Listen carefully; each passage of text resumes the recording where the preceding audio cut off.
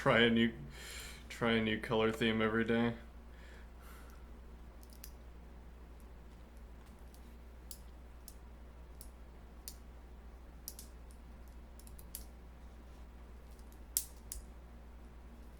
I like that.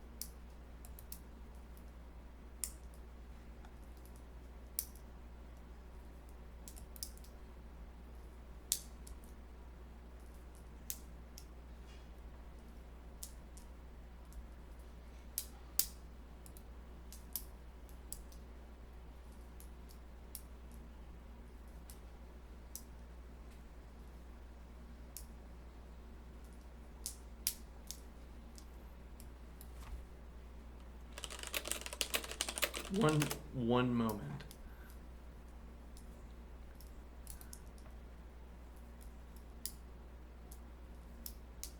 What? We just have to find it once. We just have to. Look at that.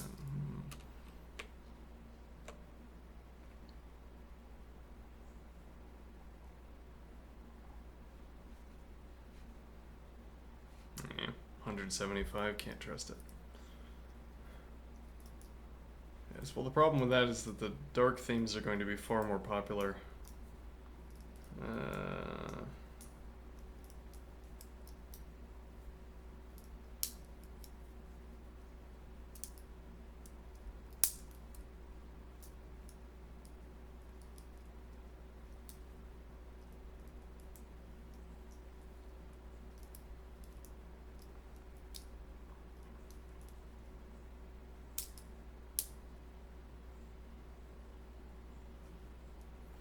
All right, whatever.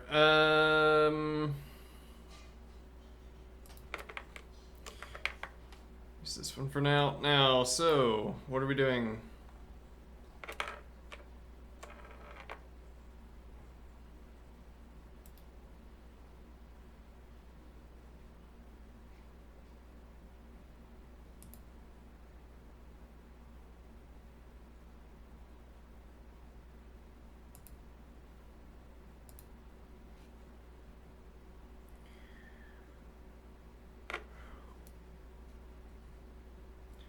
Okay, functional programming.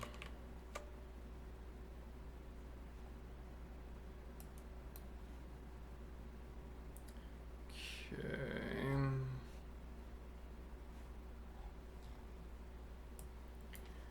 Yeah, we have to solve this problem. Or I have to turn back on.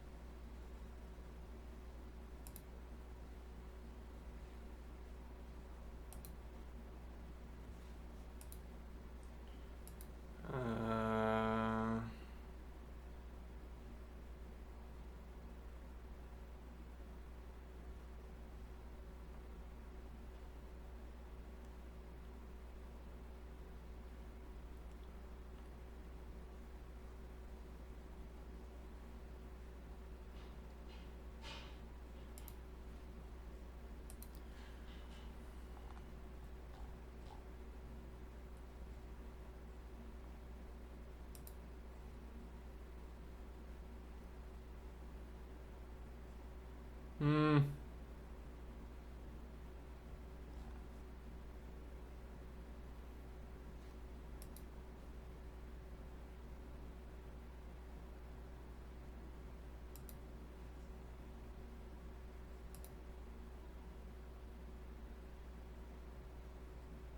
Maybe that is it. I don't know, I'm gonna say that every time I choose a color, so it's kind of pointless to say. Maybe that is it. Maybe that's what I'm going for.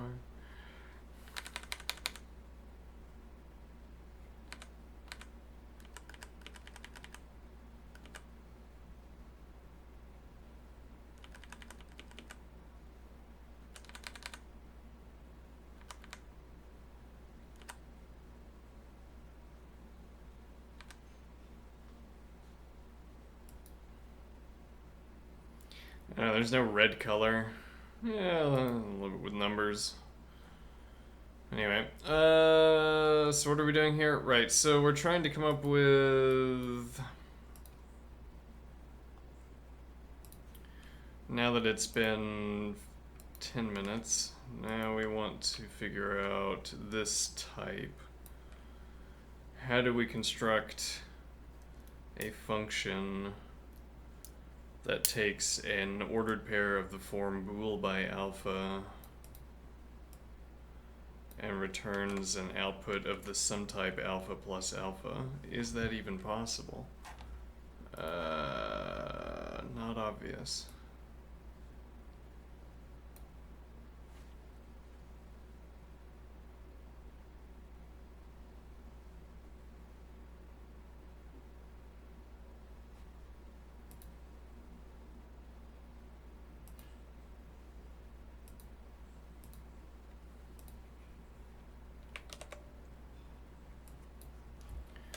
Define def function if polymorph function. Okay, and this is going to take as input which is of type bool times alpha. Okay, it is going to output alpha plus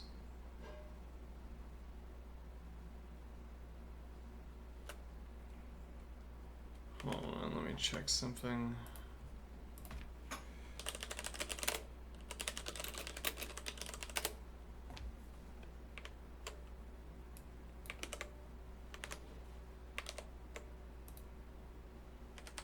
Seems too tall. Whatever. But it's not and. No, it's, we're rather looking for... Yeah, but it's not, it's... There we go. Okay.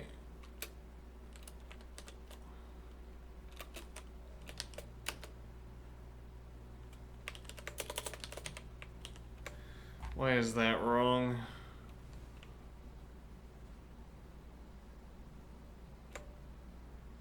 Oh, huh.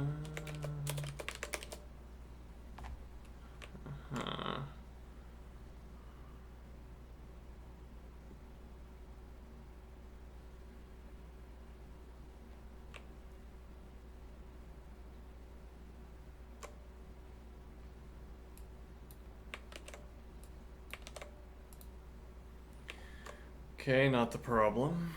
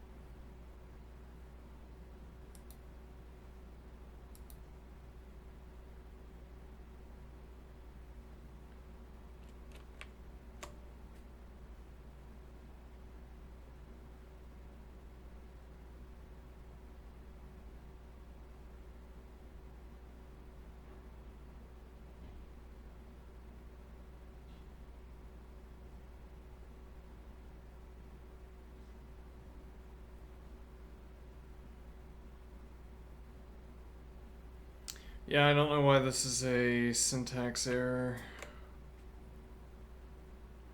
It's preventing this. The lean interpreter, lean parser has to parse one syntax error at a time, so this is preventing the lean. This is preventing the parser from informing me about the syntax error that happens on the next line. Whatever that syntax error might be.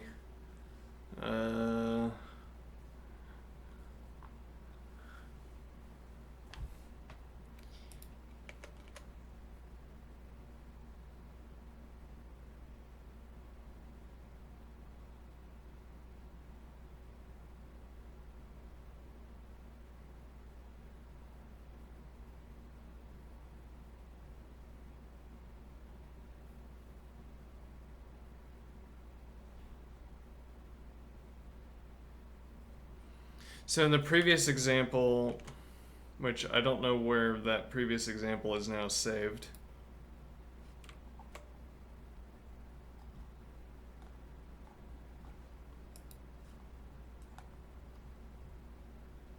Oh, I put it in here. Let's rename that.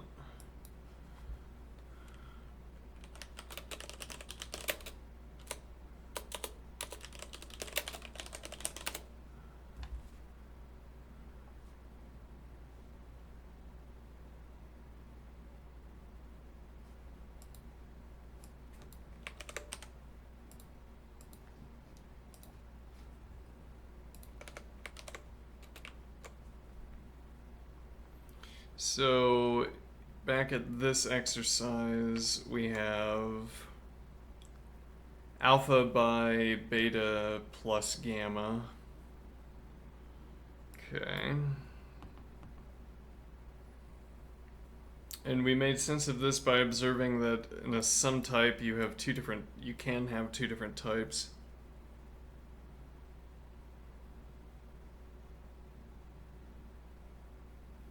Well, in a sum type you have some injection left, some injection right. Okay.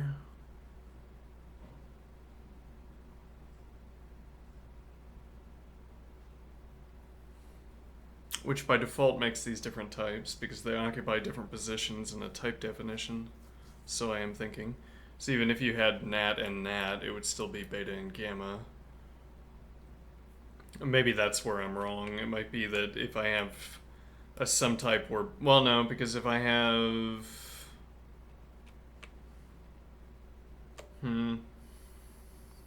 actually we could try distribution. Let me get the pet type.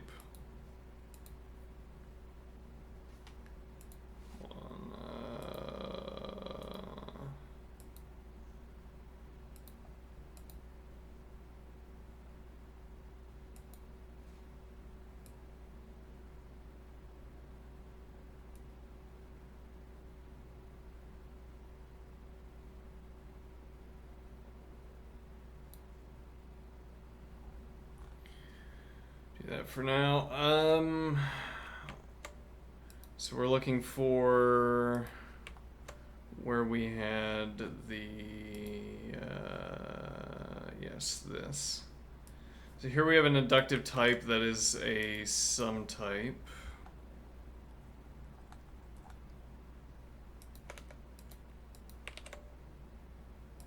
Let's comment this out for now. Alright, inductive type that is a sum type.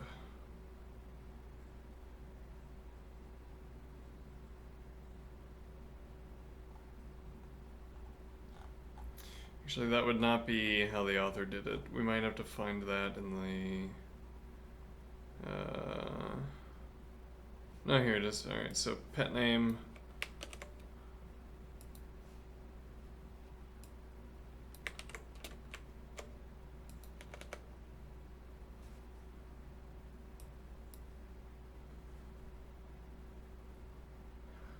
Okay, and now...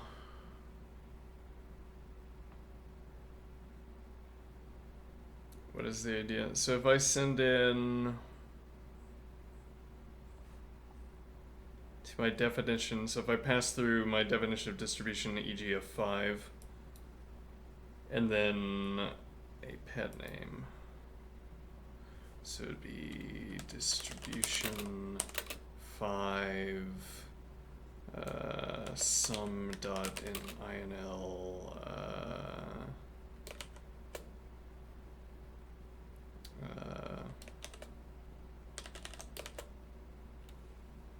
okay.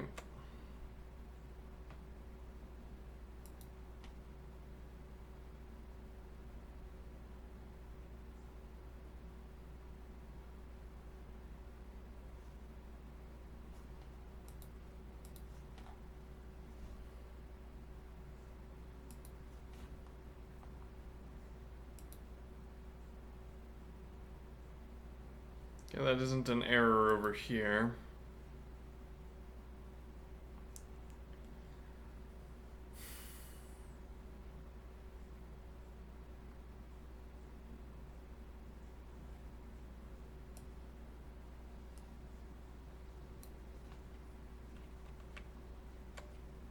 Is there some kind of lingering, it doesn't look like it, some kind of lingering error from before that's making this happen?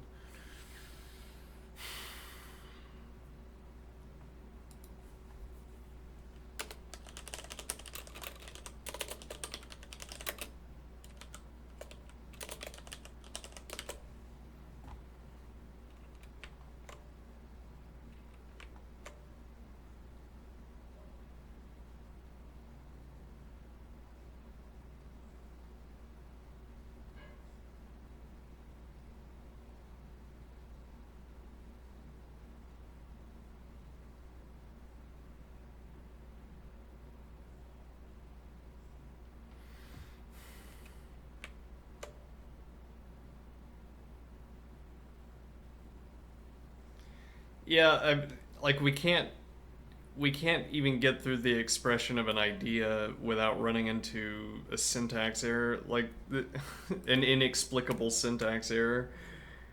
This is not an error over here. It's exactly the same text, and I can't imagine what Well, hold on. Have I? No. It isn't a duplicate definition. As far as I can tell, there's no difference.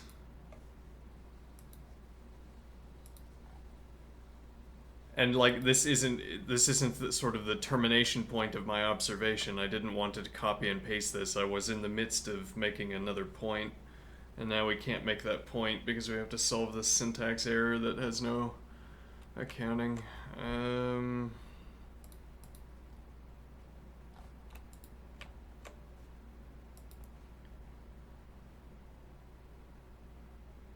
Is it the symbol, I wonder?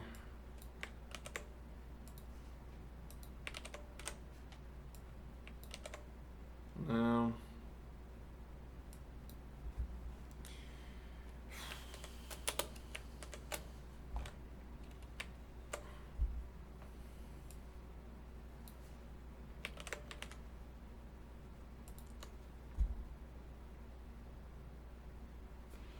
If I move this further up,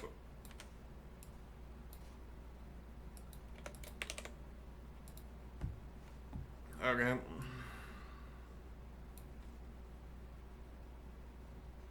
Yes, so in fact there is some kind of lingering error.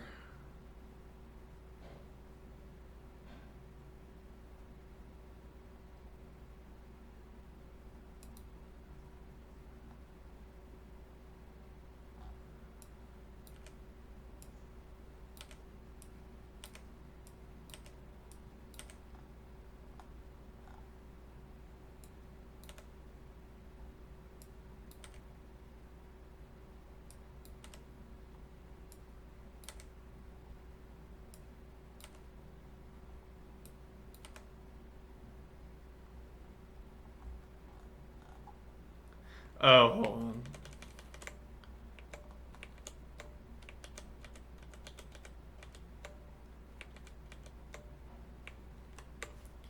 Is that because I'm not putting eval?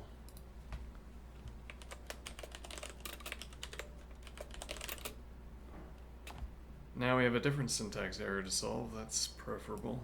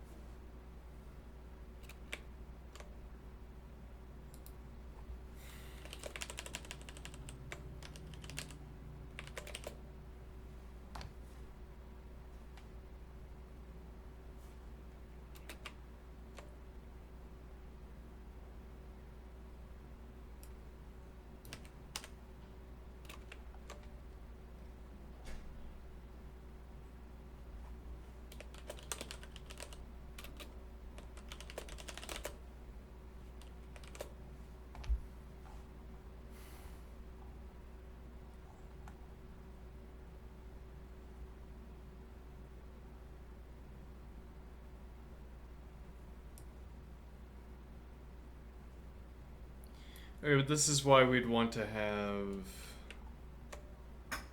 Um,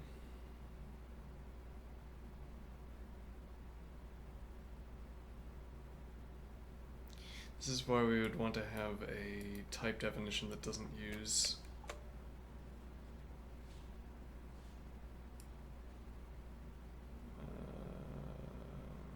Let's see. Like here, but this is also not. This is not this sum type. It's a sum type, but it's not the baked in default sum type.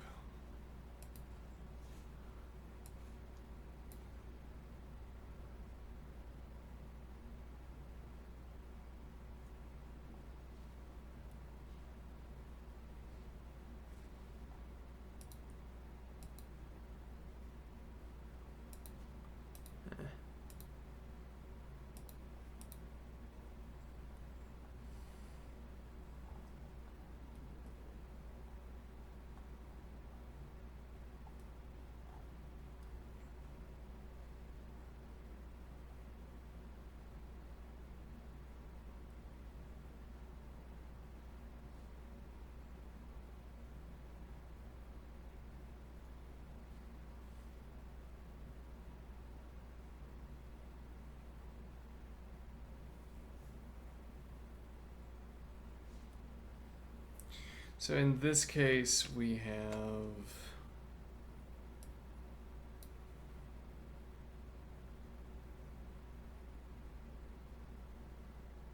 are given that we have a list of pet names.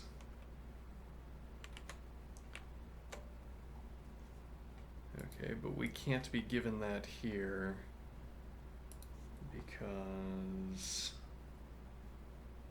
there's no entry field for it. I mean, I could say that this is a pet name, but that doesn't work. So no, I can't do that.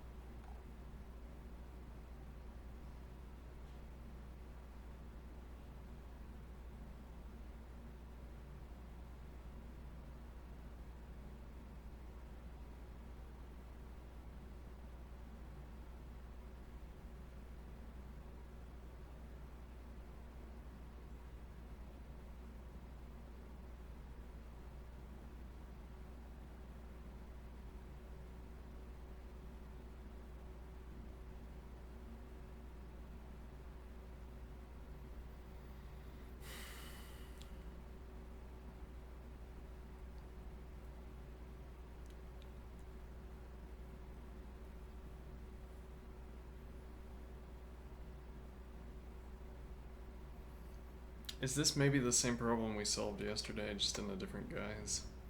Like, why did we end up having dice?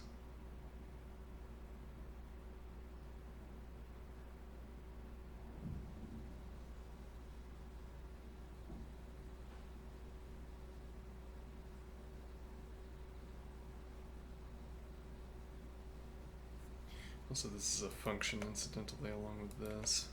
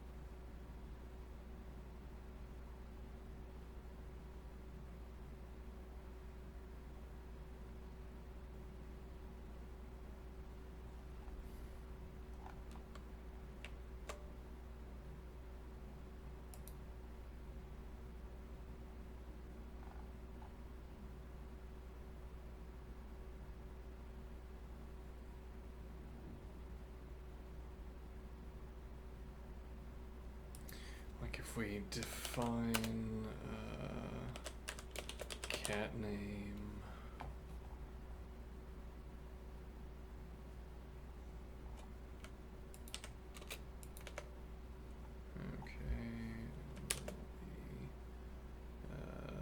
Name string.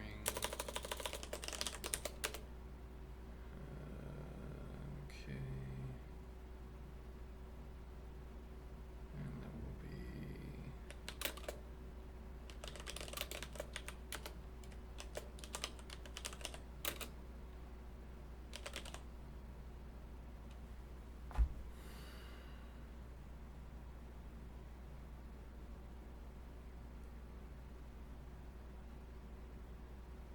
no, not chance, right?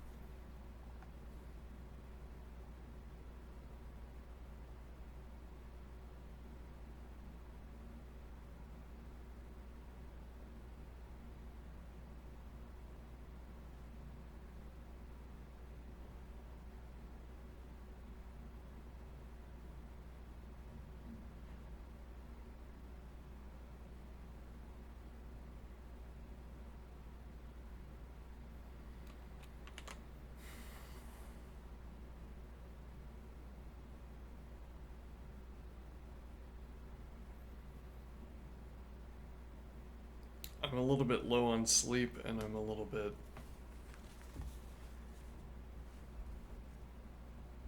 angry at the reason I'm low on sleep.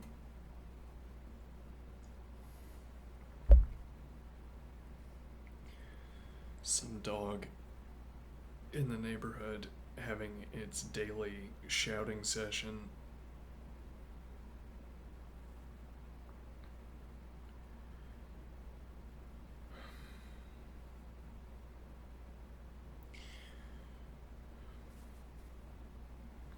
This idea that one person in the neighborhood gets to decide for everybody in the neighborhood that we're all going to hear that dog's daily shouting session for 30 minutes to an hour every day.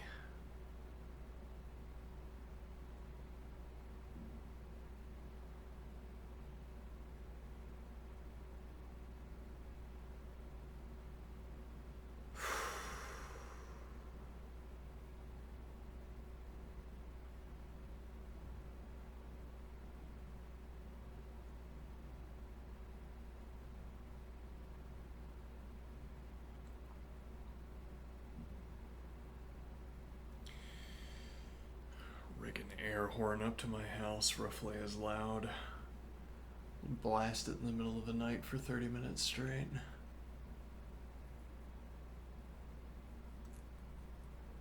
Whatever.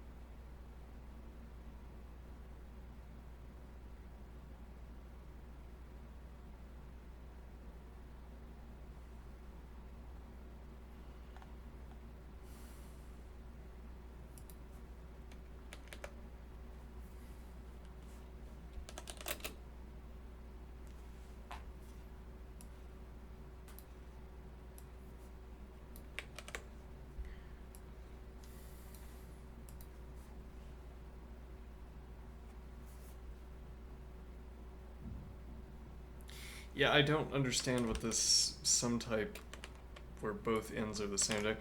Because in this case, for instance, we have string plus string. Okay, but we call this beta and gamma.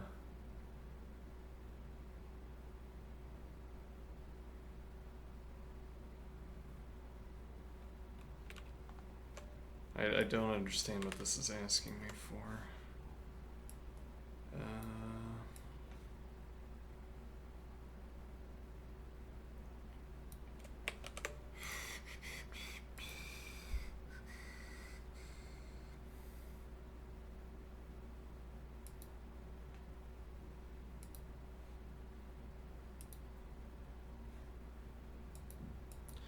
I don't have chat up.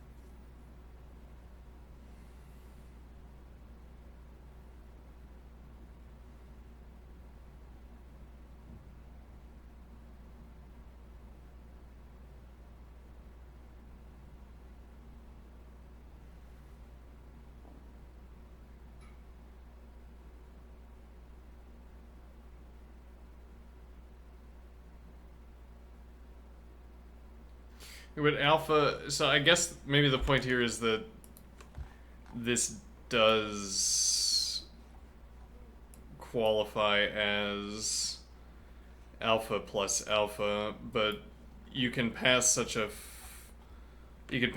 type into distribution because beta plus gamma doesn't care whether the two arguments are the same type.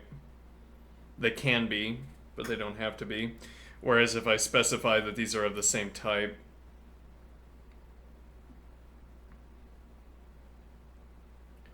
alright, well then I could just do distribution 2, right? Which might be the more informative option.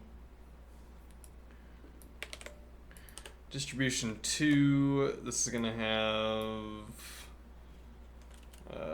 alpha, this is gonna have alpha of type. Sure. And what we're going to get is a bool by alpha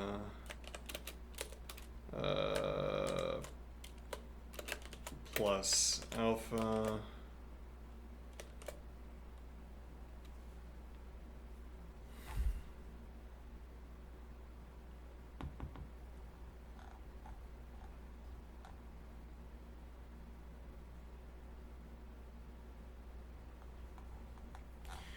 I get a commented out version of this.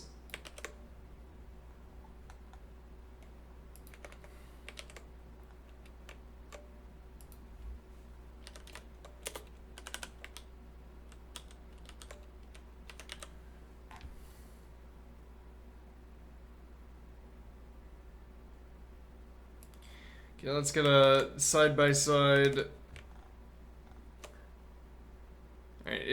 it's verbatim.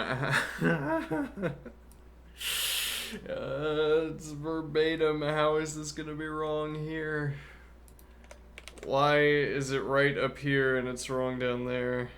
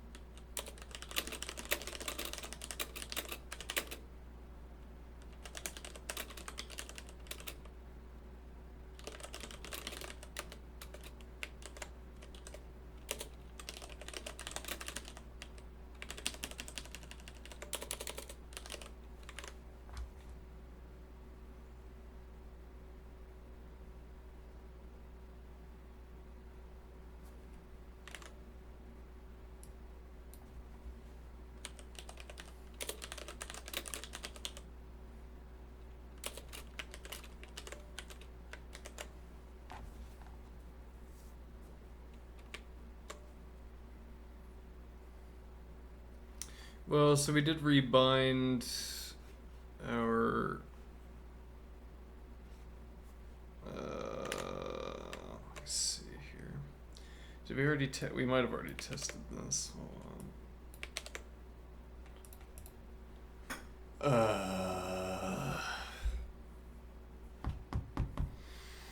Okay.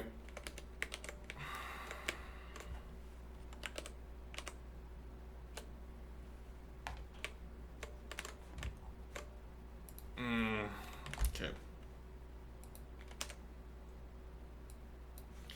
I guess we'll have to trust that.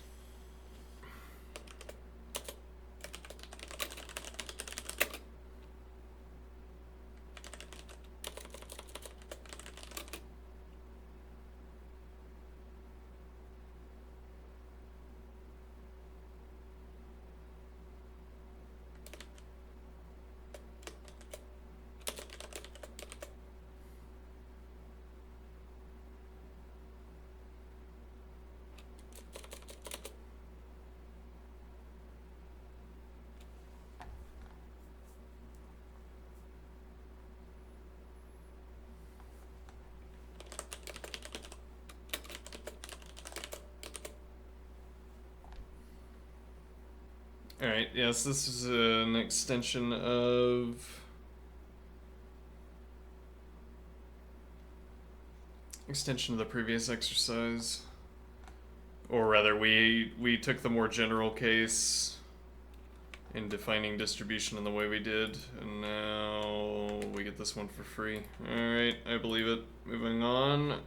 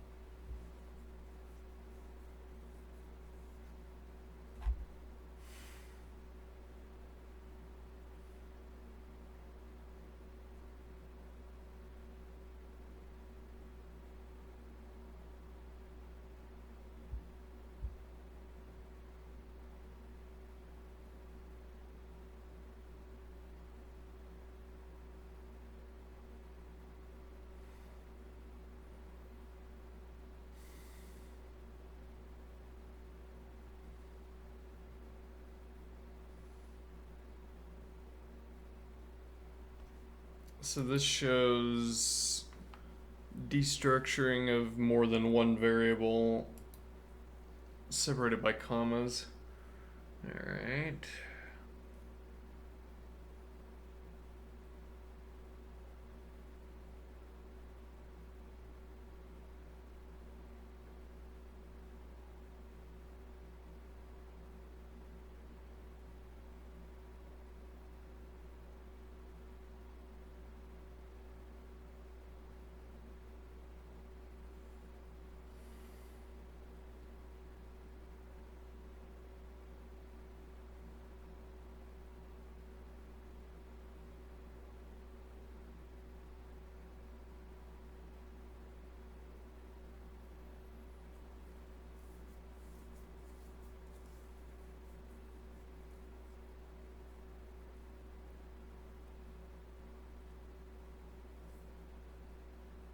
Hmm.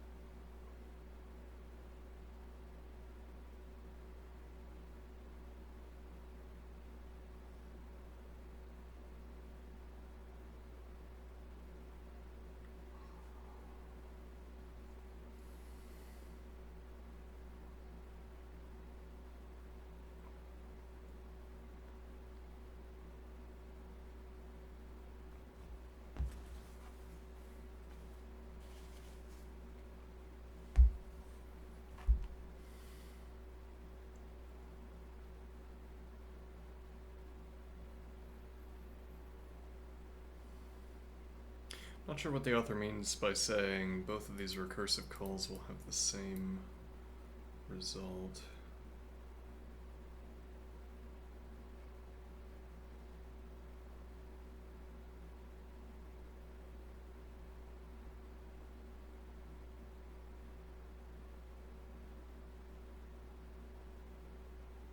So I'm not sure why this works now that I'm thinking about it. Let's see.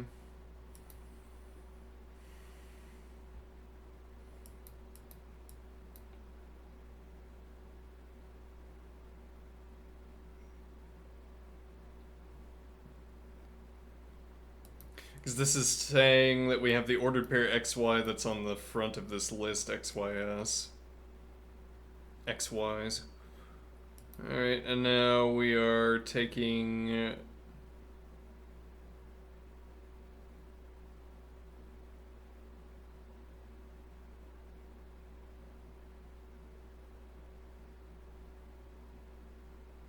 Oh, I see. Yeah, so no, this is going to const onto the first.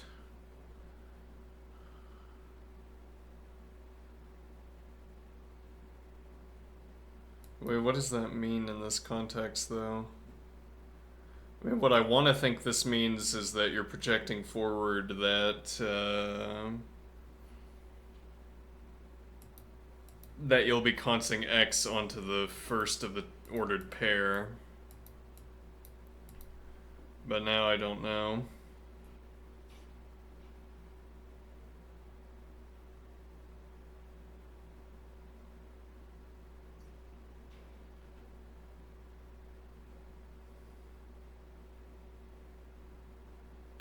Okay, so yes, the output is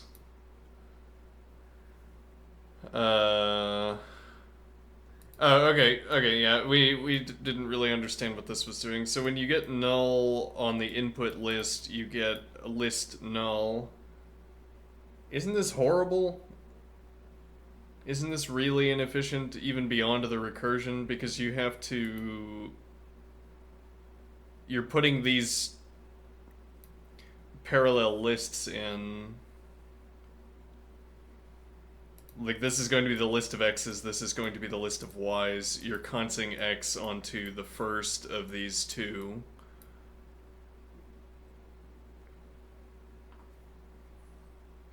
Seemingly that means that every step you're going to be putting these two lists back into a pair and then re-extracting them. So it's exponential because unzip XYS has to calculate both in both cases. Okay, which is bad and a symptom of recursion, non-tail recursion. But then also this setup seems no good. I'll run that by the interlocutor.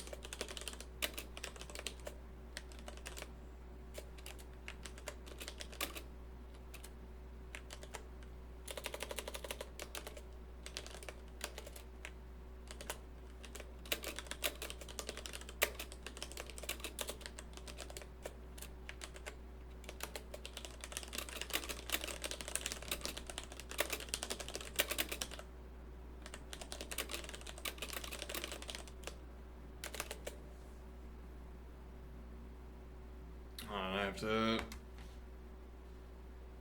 take a break. Let's see. Racket? No, this is lean. Lean theorem prover and programming language. Alright.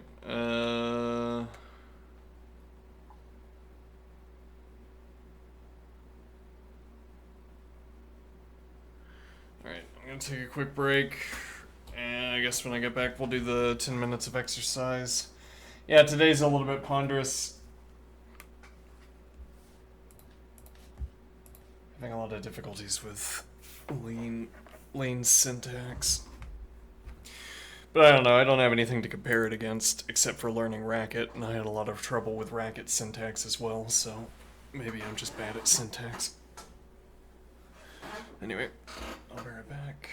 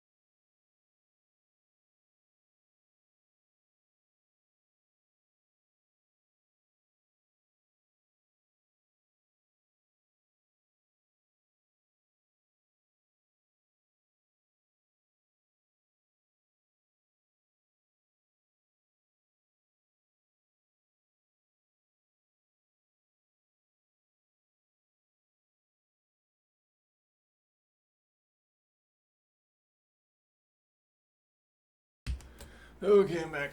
Let me adjust the camera.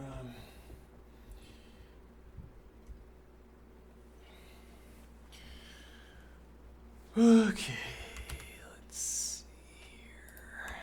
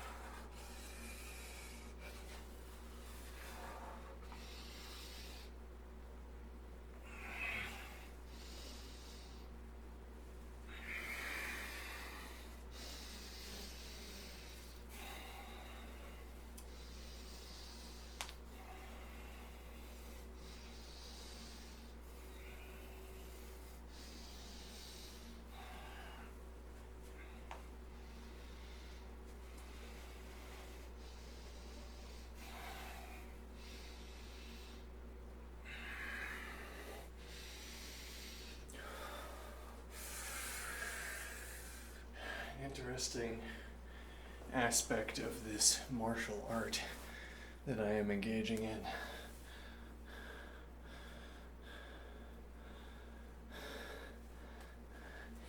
Is this ever a position you need to adopt in a fist fight? No, probably not.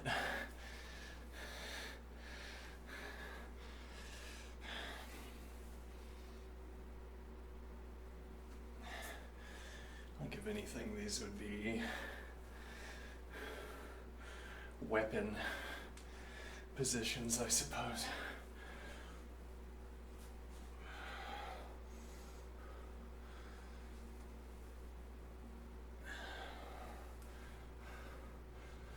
Or miscellaneous object positions.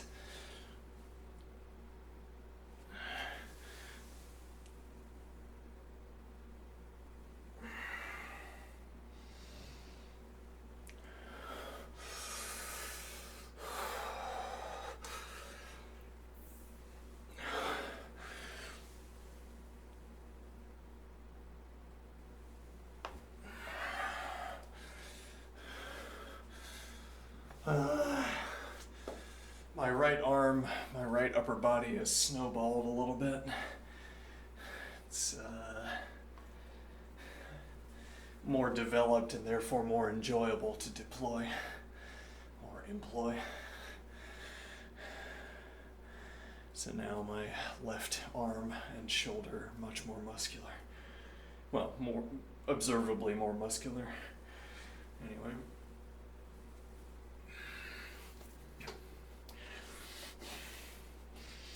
So, need to work on that.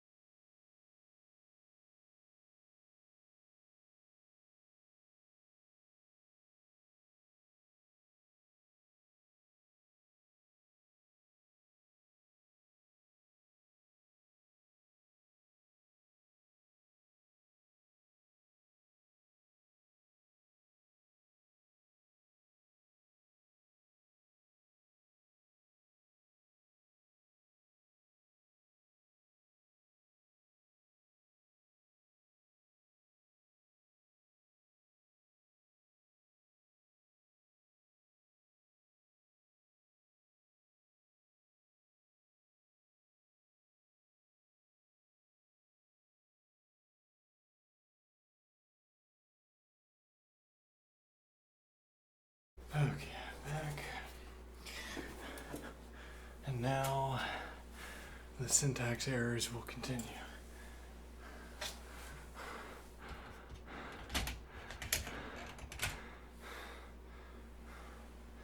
Why lean? Why are we learning lean?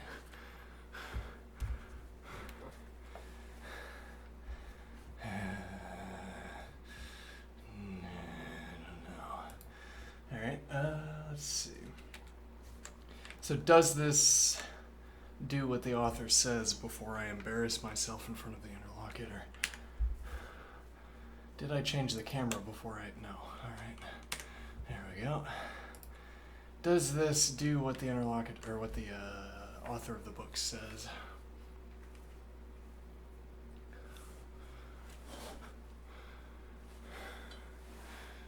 Well, so this is exponential. It's not just this. This doesn't maintain two orderly lines of execution, the X line and the Y line.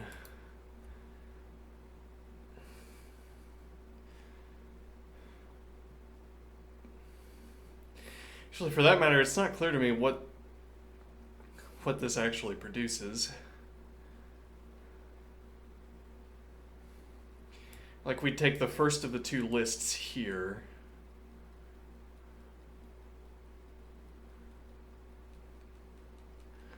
We have this horrible recursive stack building. First is going to take the first of those two and const X on. Okay, but then that's going to deliver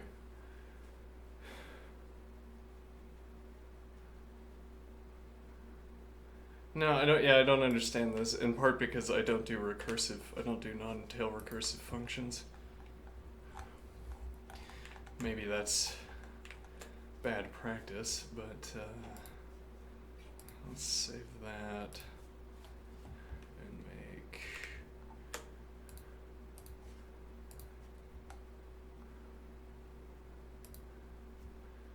All right, so let's copy this definition over. And see if it's possible to call this function on a list of ordered pairs without triggering a type error. Unzip list of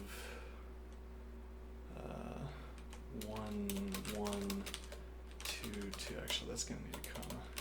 2, 2, 3, 3. Hey, it worked. And what is this purportedly returning? So it is two orderly lists.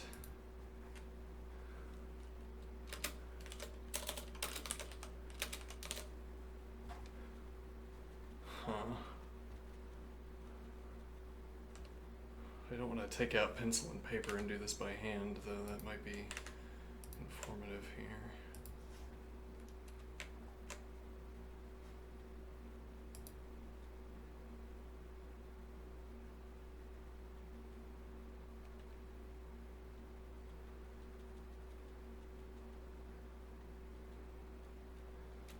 Well, yeah, this is always taking the first of the two, and this is always taking the second of the two, and there's only...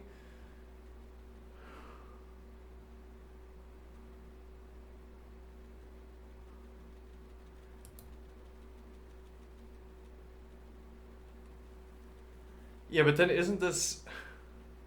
Why is this returning a list at the end at all? Why does this matching continue to be true? Or to obtain?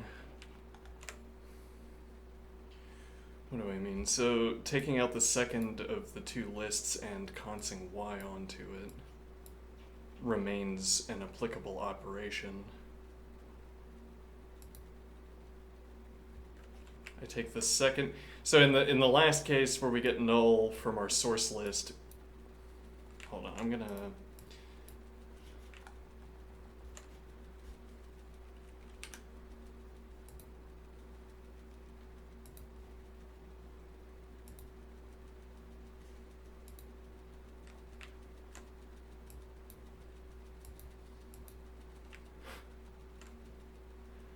You could see the intermediate frame where it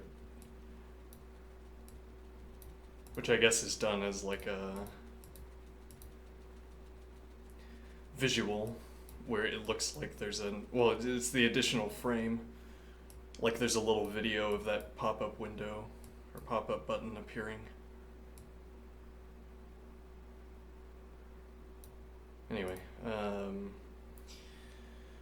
so we have list alpha by list beta. At the in case, this returns a null for both the x and y coordinates. Okay, and then when we get xy, which I assume null and null count as x and y, then we take the second, for the y case, we take the second of these two nulls.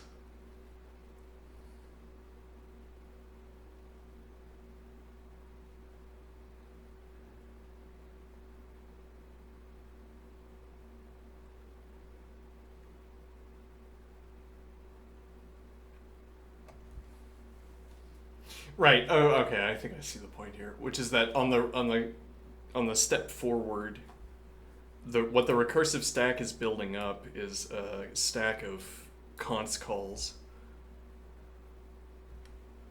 I mean, a stack of calls to const y or to const x. Those having been taken out of the ordered pairs. And then at the end, it's those consts that are being added on. Not this operation of unzipping or of taking the second, which is already done on the way forward.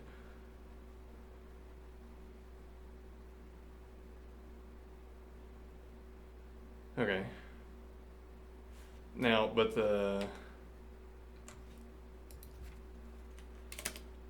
however, isn't this also terribly inefficient for another reason? To wit,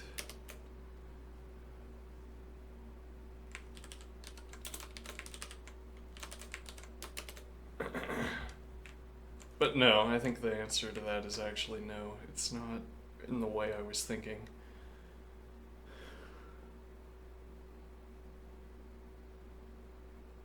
I was thinking this was putting the lists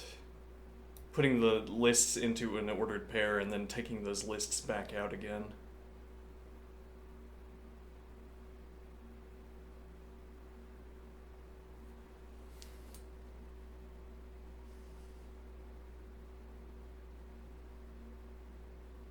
No, yeah, but isn't it doing that though? Because we have to have...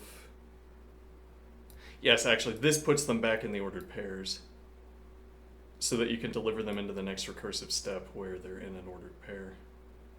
Okay.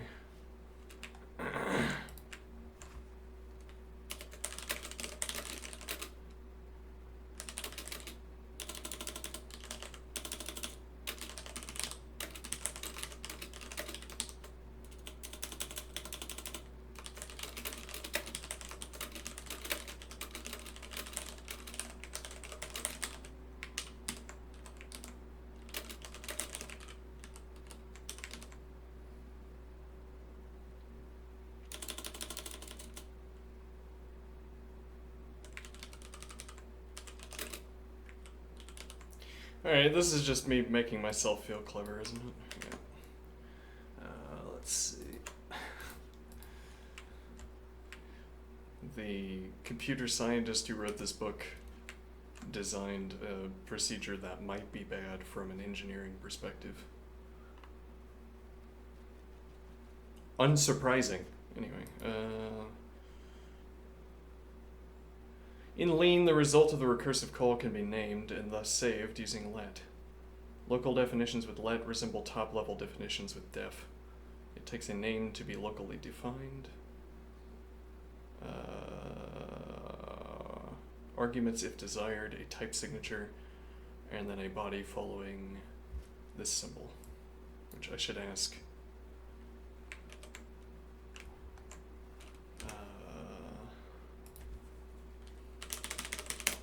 What is this symbol called?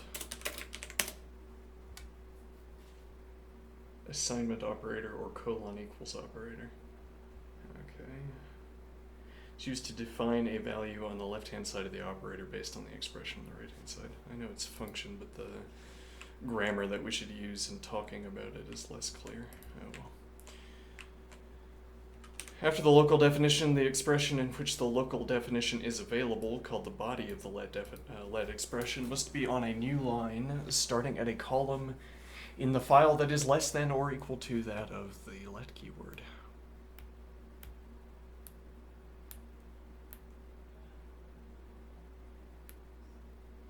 Less than or equal to.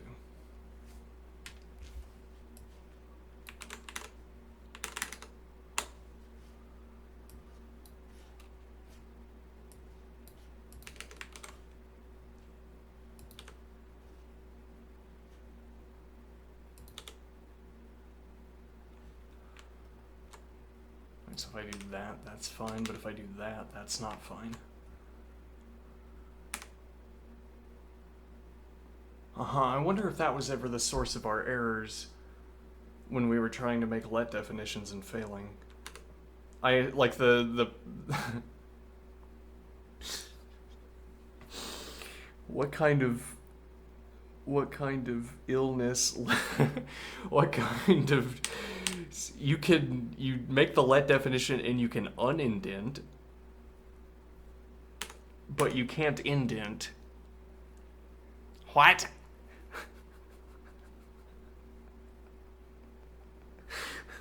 What?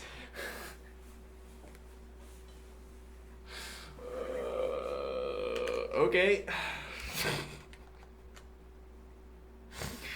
Alright. To use let on a single line, separate the local definition from the body with a semicolon. Was this language dreamed up in the midst of a fever? What is this?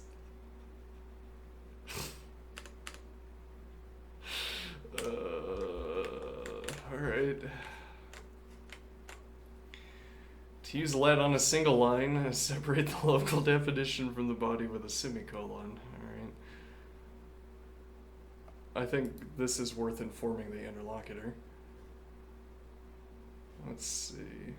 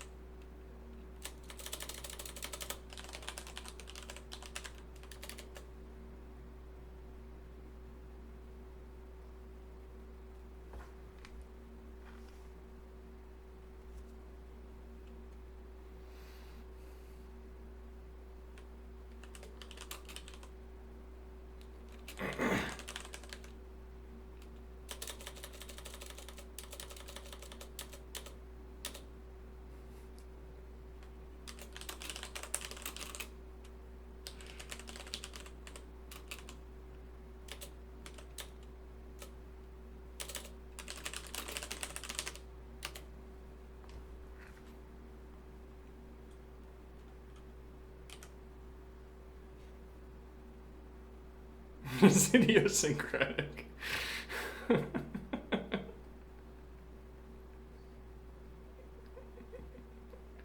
Yeah.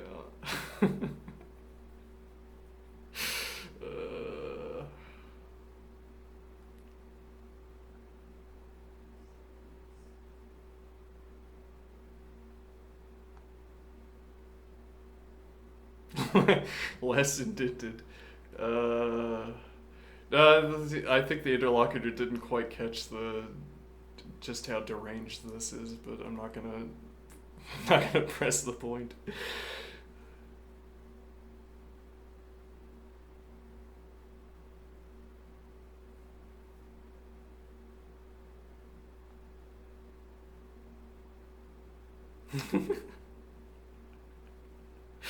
You've now stepped on yet another rake, yeah. That one had a little note on it. Lean's parser is a visual creature.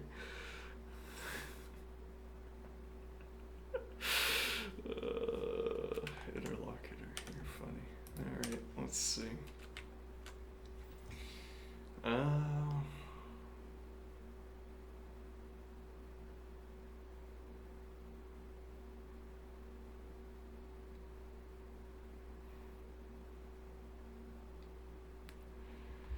use let on a single line, yeah, I think I'll remember this effectively enough.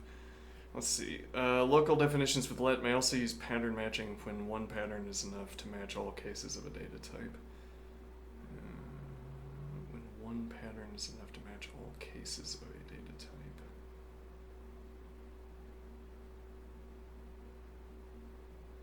In case of unzip, the result of the recursive call is a pair. Because pairs have only a single constructor, the name unzipped can be replaced with a pair pattern.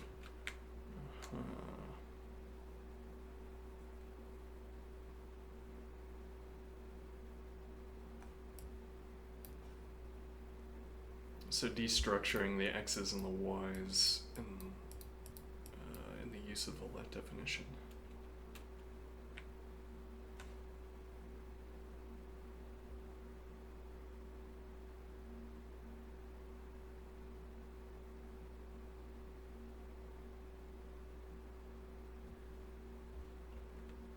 Okay, so in this case, this is assigned to, let's see, let the ordered pair, which is a ordered pair of list alpha and list beta, be assigned to unzip xys, which is the output of unzip xys.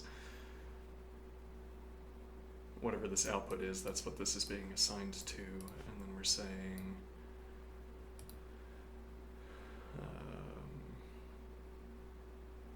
it's like the opposite of destructuring, restructuring. Putting x onto x's and y onto y's, alright? Judicious use of patterns with let can make code easier to read compared to writing the accessor calls by hand. Alright. The biggest difference between let and def is that recursive let definitions must be explicitly indicated by writing letrec, as with racket.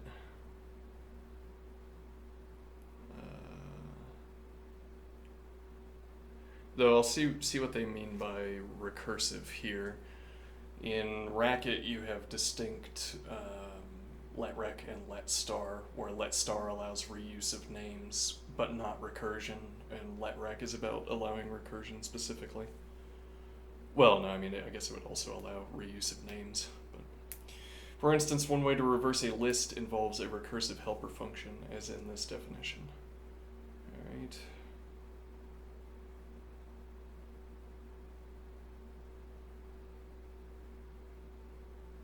Let's see, so we have define reverse.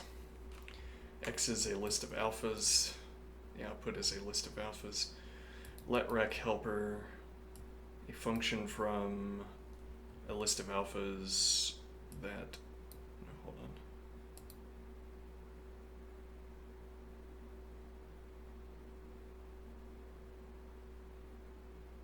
So this is a new definition. This isn't describing this definition line. This is a helper definition. Okay, we're going to start with list alpha, receive list alpha, and produce list alpha. Why are we going to start and then receive a list of alphas? Let's see, bracket.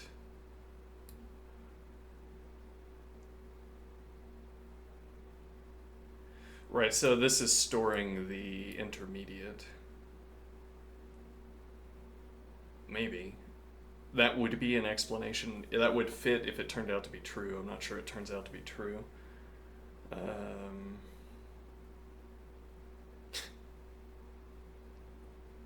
If only everyone had my less rigid conception of truth, then maybe we'd get along with the models better. Let's see. If it turns out to be true. List alpha to list alpha to list alpha. So we have bracket so far. Then return so far. So yes, this is our intermediate. Okay. Now, if we instead have a structure of the form y const onto y's, and so far, which would be the second list of alphas. Then we run helper on y's, which takes only the CDR, so CDR of y's, and then y constant to so far. Alright, makes sense to me. The helper function walks down the input list, moving one entry at a time over to so far. When it reaches the end of the input list, so far contains a reversed version of the input. Alright. Makes sense. What this was to convey, though, is letrec, right? I've not yet used letrec in Racket, though in all likelihood there were occasions where it would be useful to use. Type inference. In many situations, Lean can automatically determine an expression's type. In these cases, explicit types may be omitted from the top-level definitions with def and local definitions with let. For example, the recursive call to unzip does not need an annotation.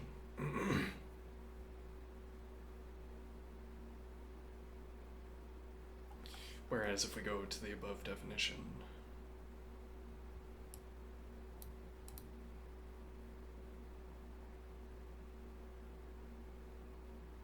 yeah, that doesn't seem to have an annotation either.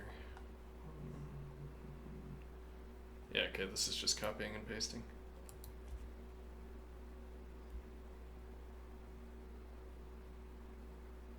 No, if we look at the recursive definition, this is where the type, oh, okay, I see. And that recursive call doesn't need it. Now, more confusingly, the recursive call apparently doesn't need letrec. No, well, the recursive call is actually being made back to the unzip function, not to a helper function defined in a let definition, so...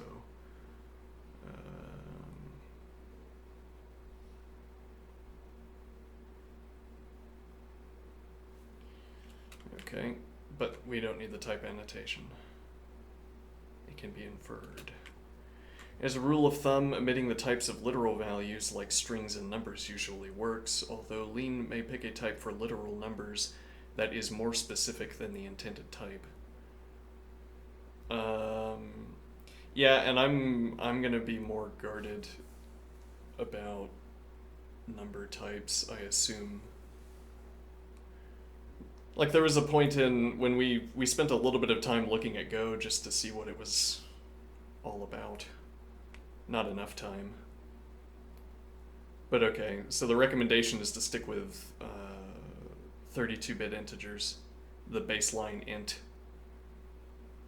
for everything. Okay. This was a commonly repeated bit of advice. And that seems unreasonable.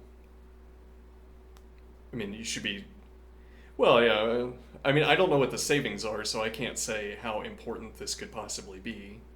But, so I want to cut as close to the bone as I can. I mean, what's the point in having a rigorously typed language if you don't take advantage of it to take advantage of the typing to reap efficiencies like using more memory efficient number types? So, in that case, if Lean, for instance, defaults to choosing a 32-bit integer whenever I use the number 1, we might be cutting back on or retaining our type annotations even when Lean can infer something that works.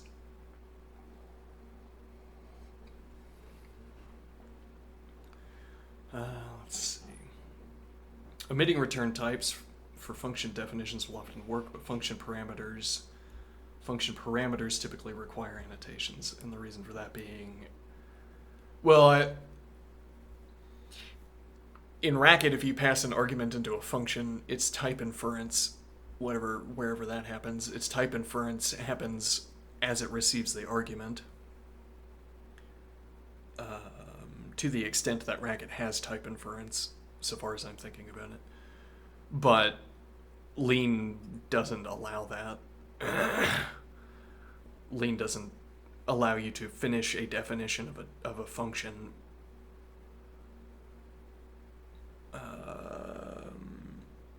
like you can't get to the point where you're passing the value in to facilitate the type inference because the function's broken until you provide the type inference.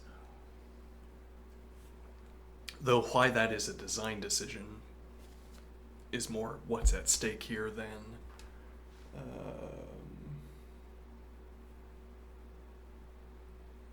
this mechanism that prevents us from avoiding type annotations.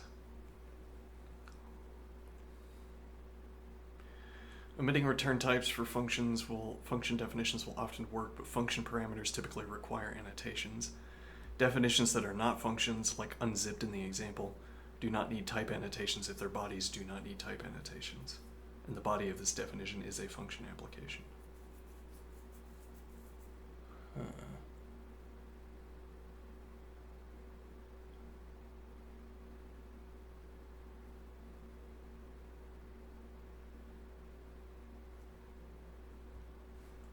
Definitions that are not functions, like unzipped in the example, do not need type annotations if their bodies do not need type annotations.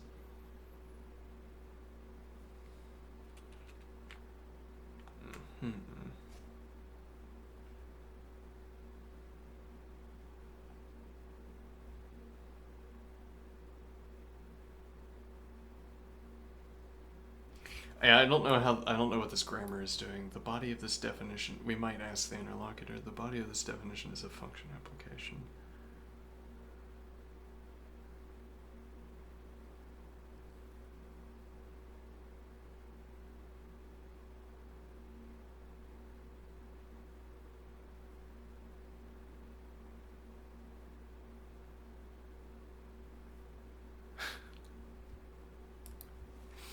Yeah, I mean, I guess the idea is that you're supposed to be familiar with non-tail recursive functions because they're easy and intuitive. Whereas I am unfamiliar with non-tail recursive functions because they're inefficient and horrible and should never be used. So we have this pedagogical work where the teacher is using the purportedly easier example, and I have trouble following it because you would never code this way, right?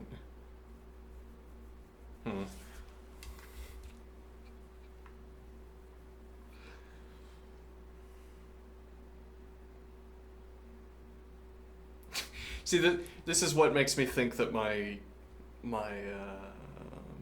zero knowledge efficiency increase market, zero knowledge refactoring market, it has potential. Some critical application somewhere is burning through a nuclear power plant worth of electricity because someone had to use a recursive function like this. It's like how much money is sitting on the table with just turning something into a non-recursive or turning it into tail recursion.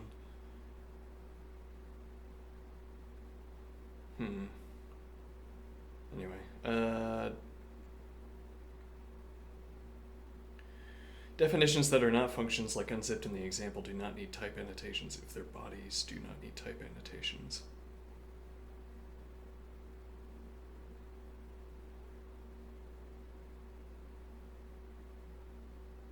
Yeah, I'm trying to see if this comma clause is supposed to be attached to this. Definitions that are not functions.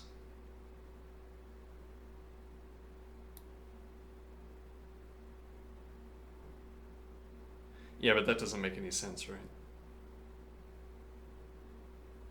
Definitions that are not functions, like unzipped in the example, do not need type annotations if their bodies do not need type annotations.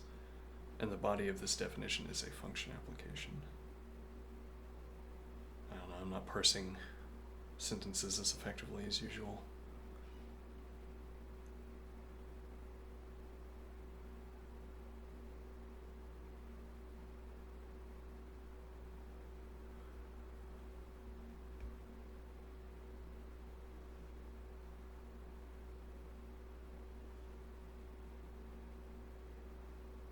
Alright, we're gonna skip that sentence. Alright. I mean, at some point we're going to run into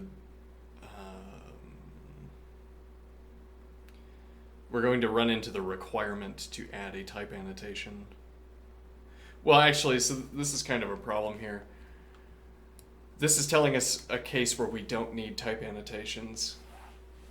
If this were instead telling us that there's a case where you unexpectedly require type annotations, where the default is that you do not need them, then you would run into an error where you're supposed to provide a type annotation but you don't, or haven't, and then fixing the error would involve supplying the type annotation. Whereas in this case, the failure mode is that we have provided an optional type annotation, and that doesn't trigger an error. So there's no failure mode where learning this later would be a consequence of encountering that failure mode. This isn't a lesson that we can leave on the table and find out later, unless, I mean, I could say, here, interlocutor, here's a pile of my code. Do you notice anything that I can do to make this more efficient or make this less onerous? And then the interlocutor could tell me, but that's about it. Alright, let's ask for an explanation.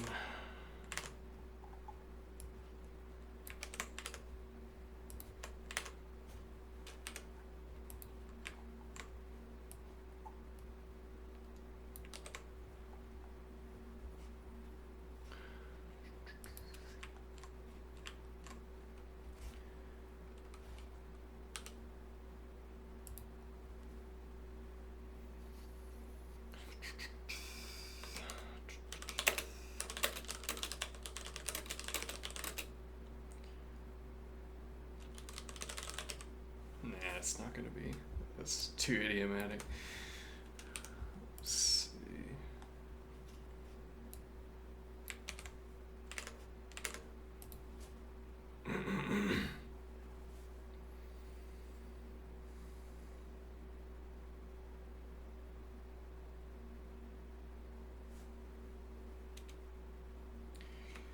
The next time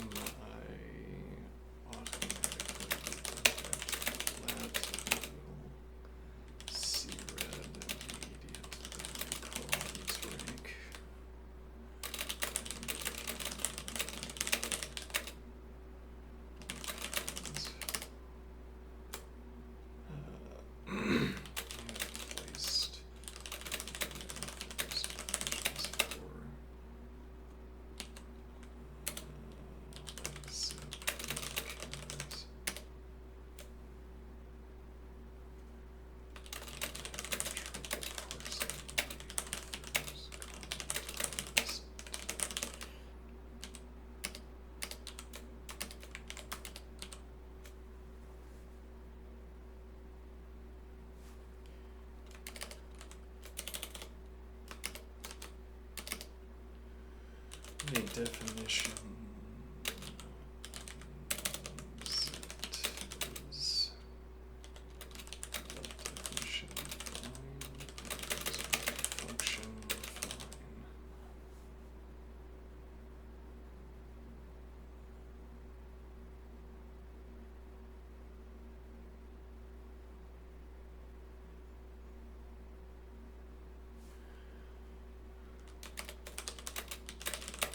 fine.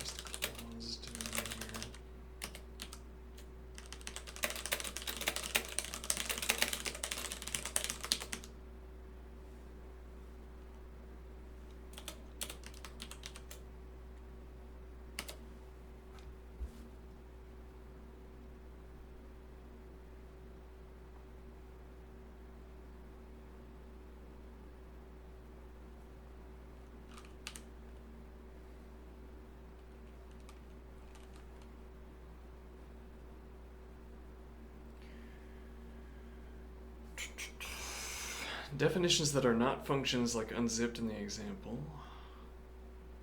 do not need type annotations if their bodies do not need type annotations, and the body of this definition is a function application. Feels convoluted at first, but here's what it's doing. what it means. The author is trying to say this. If you're defining a value using let and it's not a function definition, then you only need to provide a type annotation if the expression you're assigning it does. In other words, if the body of your let is a simple function application, okay, so if lean could automatically infer, okay, then the relevant types, then you don't need to provide an annotation in the let either. Similarly, as in the definition for the entire function, you don't have to provide a type annotation. It's optional.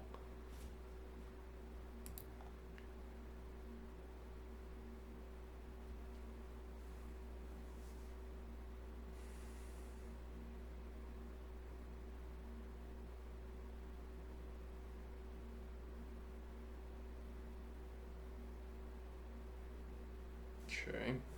Why does the author mention function application? Because lean's type inference works well when you're applying known functions like unzip to known arguments like a literal list. Let's see. So like here we have list map where we're adding 1 to each element, and in this case we have nat and nat, which is no kind of problem. But if you had something ambiguous or polymorphic, like let tricky equal the empty list, okay, so the empty list could be of any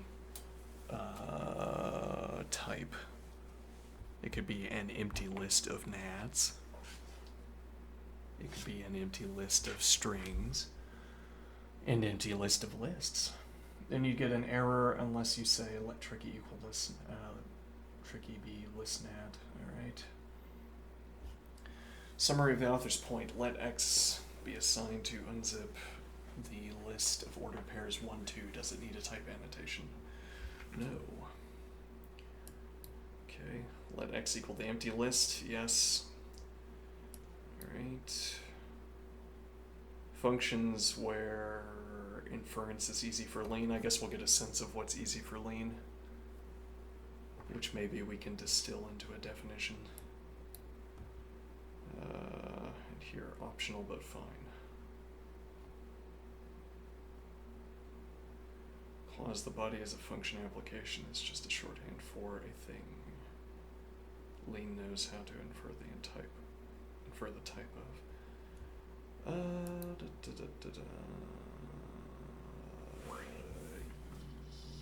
Yes.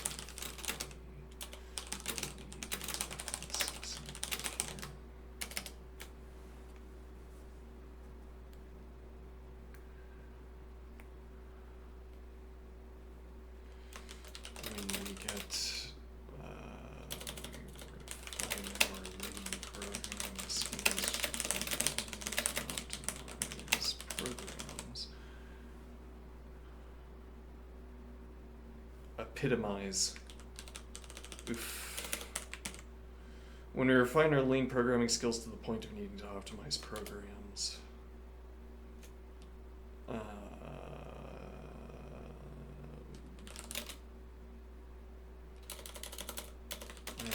afraid the habit of trusting lean's type inference will prove counterproductive.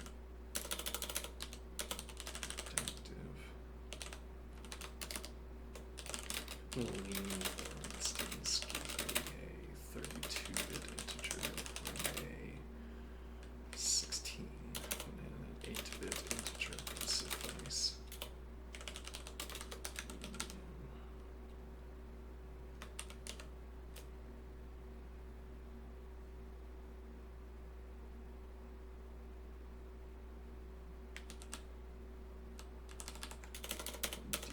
Default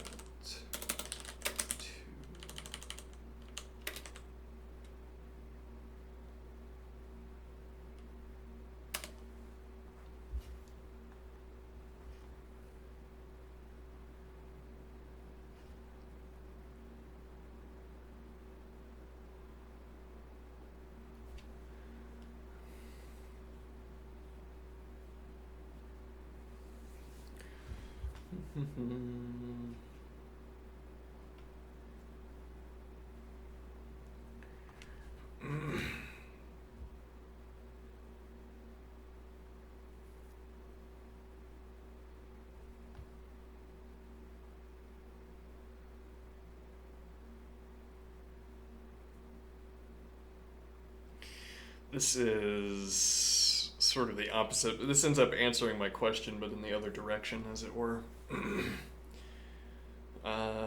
Will leen default to a 32-bit integer when an 8-bit integer would suffice? The answer is no, leen won't default rather to the narrower types unless you explicitly request them. By default, nat is arbitrary precision, non-negative, and int is arbitrary precision, signed. If you want fixed width types, leen provides them in the uint family, but leen never silently narrows a type for optimization. It prioritizes correctness and clarity over performance by default. So yes, once you begin optimizing for performance or memory layout, you'll need to opt into those types manually and annotate accordingly. Yeah, that's what I'm thinking. That, again, much of the point of this language, or much of what I want to get out of using a language like this is those optimizations. I want to know that. Well, actually, so something we could do in Racket that is a similar point, we could in Racket, our type annotations are a way of tracking whether the operation of a function that we're producing, whether a procedure that we're making ever steps outside of a bound. Like, I can be interested in explicitly in the question of whether I can be interested in whether a procedure I'm designing in Racket ever makes a number negative. So for instance, when we're indexing to 0, we terminate our functions by asking whether a value is turned to negative. If I'm on a counter, for instance, and I'm decrementing at every step, I say negative counter, then do this, otherwise do this. Okay, now that means that that counter value has to be a signed integer. Now that doesn't matter so much when we're talking about signed 32-bit or signed 64-bit or whatever, because at least the LeetCode problems that we're solving don't require so many values. But if I was trying to narrow down to 256, I guess that'd be 8-bit. I don't know any of this off the top of my head. But okay, if I'm trying to narrow down to an 8-bit, going from unsigned to signed is a substantial reduction in the number of values I have available.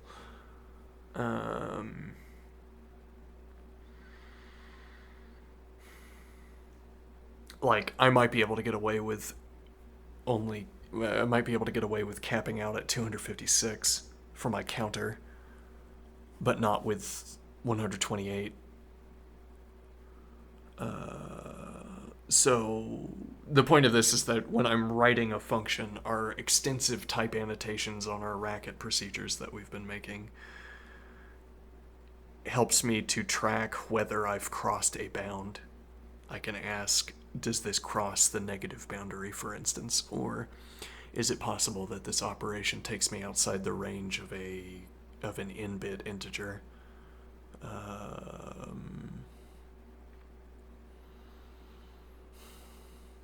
Okay, now similarly, relatedly, getting into the habit of trusting the type inference on the part of leen is a bad habit, so I am thinking because doing so is going to make me ignore opportunities for optimization.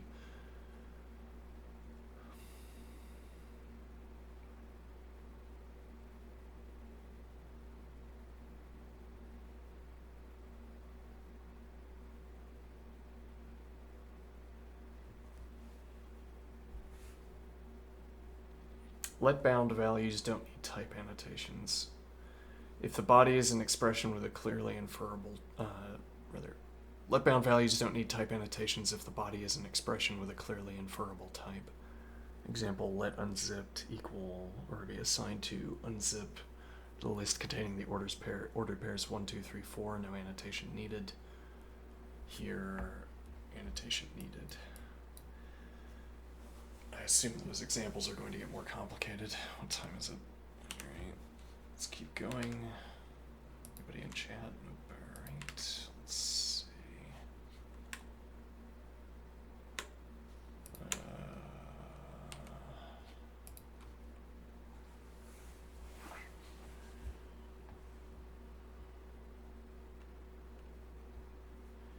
Omitting the return type for...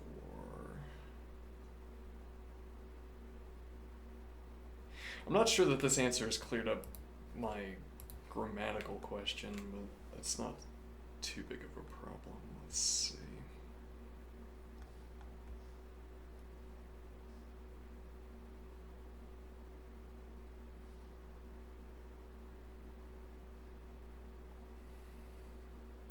Yes, well, this provides a technical answer on the coding side, whereas what I wanted is like a technical answer on the grammatical side. This clause. Definitions that are not functions, like unzipped in the example, do not need type annotations if their bodies do not need type annotations.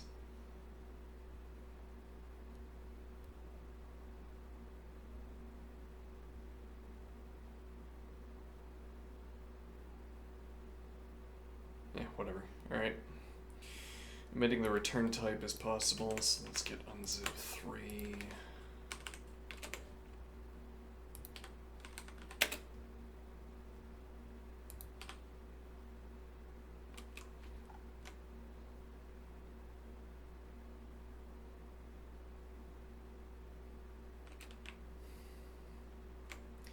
Okay, so this unzip 2 has the return type of list alpha by list alpha explicitly stated. Similarly with unzip 1, this is observing that you don't need the return type. It's possible when using an explicit match expression. Specifically, match pairs.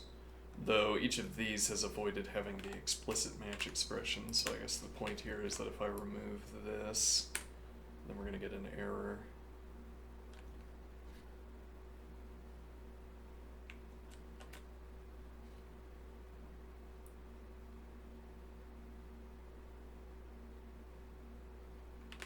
Okay.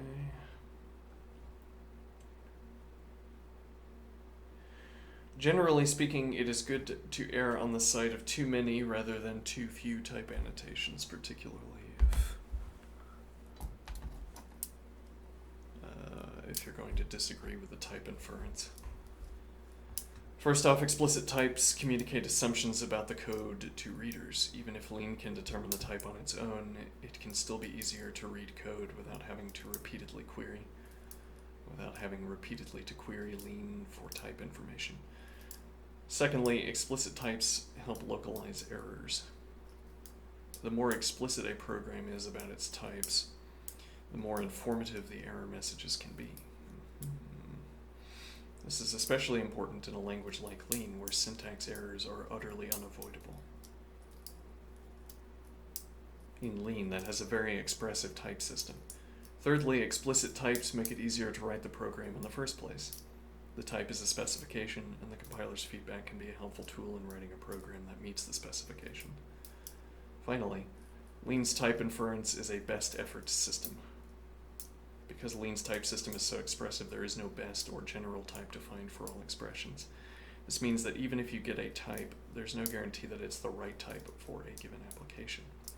For instance, 14 could be a nat or an int. Indeed.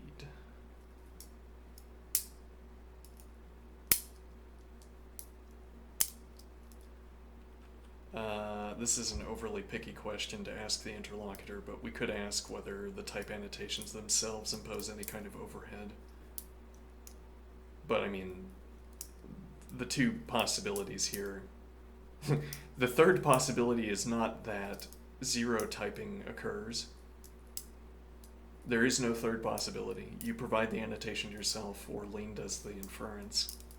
And now the question is it more expensive for Lean to perform an inference or to read a literal? So probably, I'm guessing, it's cheaper to read the literal.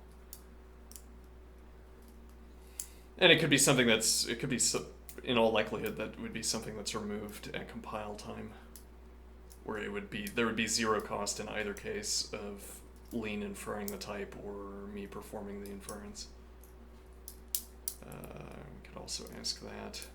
Yeah, but I mean, I'm not really interested in pushing compiler questions, because even in Racket, I don't understand how the compiler works. I'm not going to follow up on that until later. Anyway, missing type annotations can give confusing error messages. Omitting all types from the definition of unzip leads to a message about the match expression.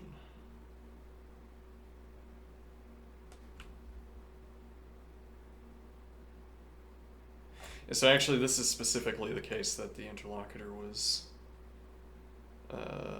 referencing. So here we have to have the type annotation on the list that is becoming null, because this could be anything. Okay. Leads to a message about the match expression. Invalid match expression pattern contains metavariables. This is because match needs to know the type of the value being inspected, but that type was not available. A metavariable is an unknown part of a program written like this in error messages. They are described in the section on polymorphism.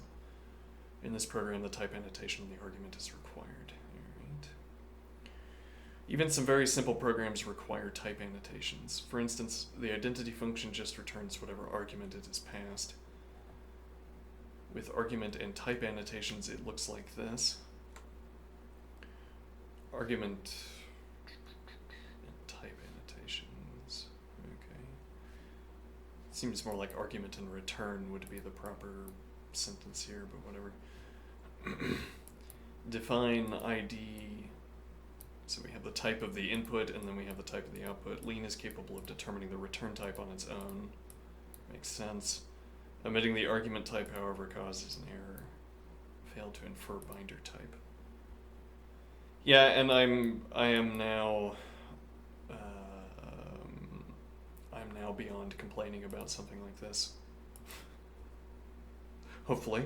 For one thing, who cares? It doesn't. I have to type open paren x colon alpha close paren. Oh no. And even the sort of plaintive grammar here, but it can't be any other type. It has to be the input type, and the input type has to be whatever type it is. Okay, just type the paren. Just type the type annotation. Just do the thing. In general, messages that say something like failed to infer or that mention metavariables are often a sign that more type annotations are necessary. Especially while still learning Lean, it is useful to provide most types explicitly. Very well. Simultaneous matching. Pattern matching expressions, just like pattern matching definitions, can match on multiple values at once. Both the expressions to be inspected and the patterns that they match against are written with commas between them. Let's see.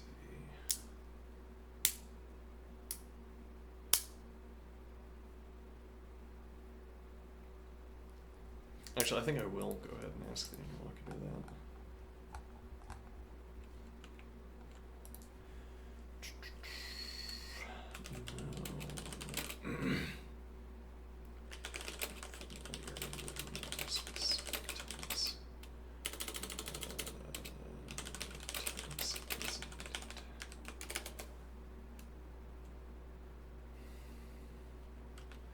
When we perform proofs to demonstrate branch code is not required. You mentioned that proofs that demonstrate that a branch of code is not required. These proofs are excised at compilation and percent cost on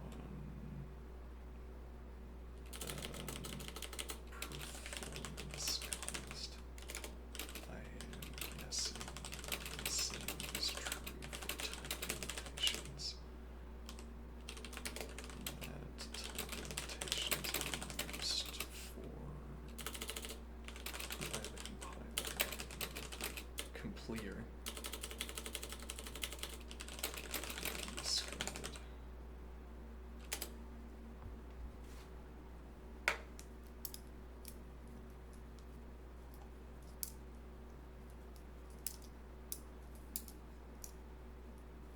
Your guess is correct. Okay.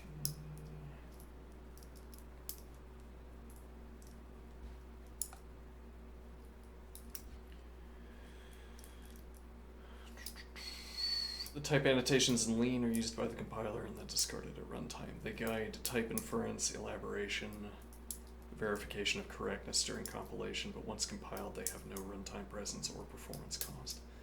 Type annotations compile time only. So, well, if we were running LeetCode solutions, then we'd want to. Well, okay, but then it still wouldn't be clear because the type inference would still have to take place during compilation.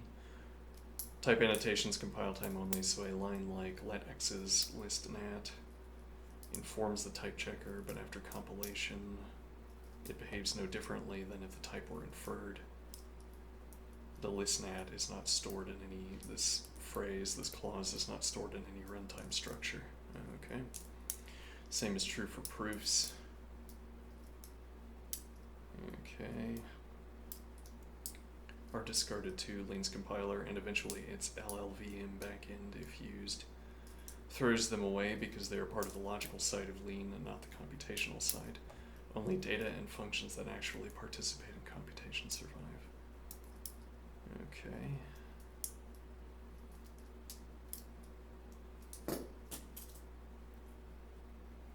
Type annotations, proofs do not exist at runtime, only values and functions. So your runtime performance depends only on values and computation, not on types or proofs. Would you like a brief note about this distinction added to the syntax block to serve as a reminder during optimization-focused development later? Yeah, I think we can do without that. Again, my habit here is going to be to... Well, yeah, I mean, again, you can't rely on the, you don't want to rely on the type inference.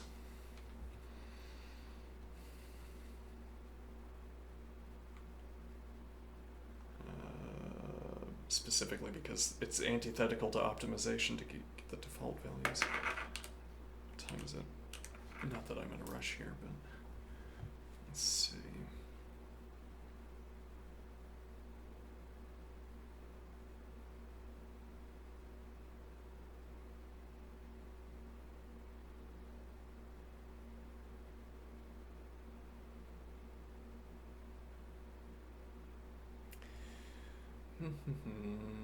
Pattern matching expressions, just like pattern matching definitions, can match on multiple values at once. Both the expressions to be inspected and the patterns that they match against. So the expression to be inspected here, I assume, is let's see, in this case. What we are inspecting and the patterns that they match against. Well, these would be the expressions in and x's, and then the patterns that they match against.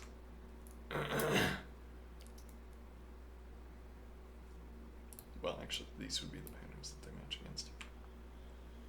Okay, are written with commas between them, similarly to the syntax used for definitions. Here is a version of drop that uses simultaneous matching. Okay.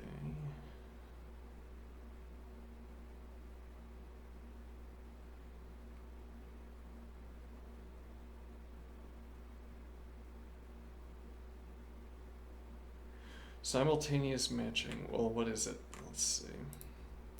Right. So left side of comma, right side of comma, right, in all of these cases. Makes sense to me. Simultaneous matching resembles matching on a pair, but there is an important difference. Lean tracks the connection between the expression being matched and the patterns, and this information is used for purposes that include checking for termination and propagating static type information.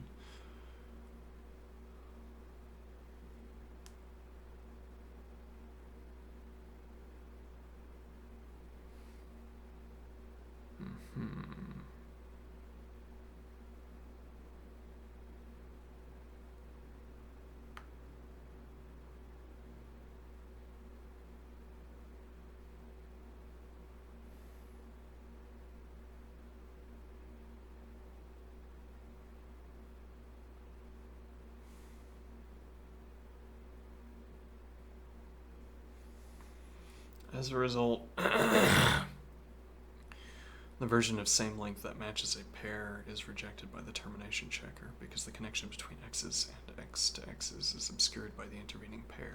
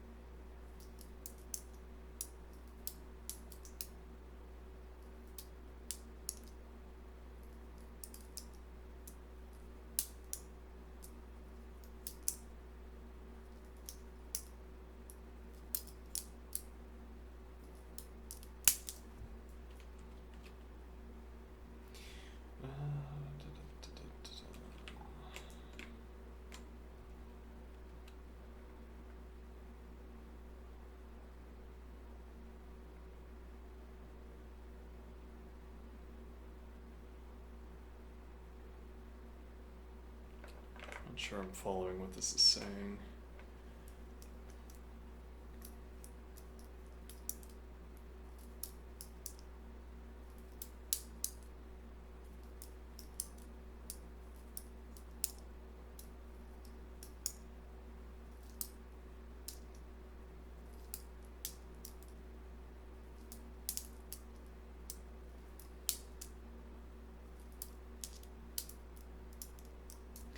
Because the connection between x's and x constant to x's prime is obscured by the intervening pair.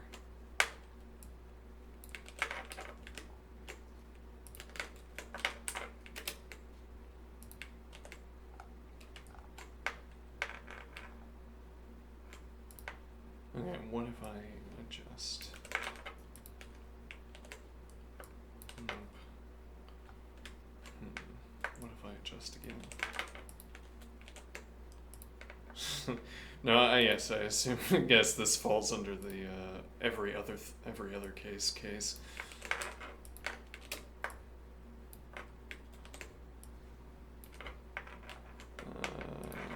see. Yeah, but once again, one wants to ask, what role is this knowledge going to serve in later coding efforts? This paragraph, this current lesson, will resolve a later question if I encounter an error due to attempting to match in this fashion. Okay, now, do I need an accounting? Well, I mean, I want to say no, I don't need an accounting. I run into an error when I try to make a function look like this, and I ask the interlocutor, and the interlocutor says, yeah, you have to do this. Do I bother asking why? This So I guess my point I'm making here is that this could be replaced with orange, which is by now a kind of term of art. This could all be orange to me. This doesn't have to mean anything, as it were. All I need to know is that this formatting is unusable. That there is an explanation for why this is unusable is never interesting to me, never useful to me. Like if this pointed towards some edge case where we could write it like this, if we just changed something about it and we really need to do that, then it would be useful to know the particulars. Simultaneously matching both lists is accepted. Well, we might work on an exercise later where this is needed, yeah. Simultaneously matching both lists is accepted. Alright, let's see. So we have X's list alpha, Y's list beta to bool. Same length, we're going to match X's and Y's with null and null. X's with X's prime, Y's with Y's prime. Okay, makes sense to me.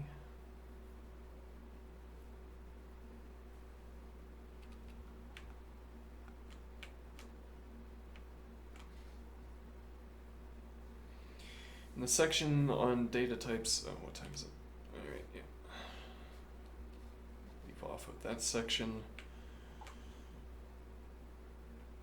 Alright, we gotta get a little bit better at running this segment. Whatever a little bit better means.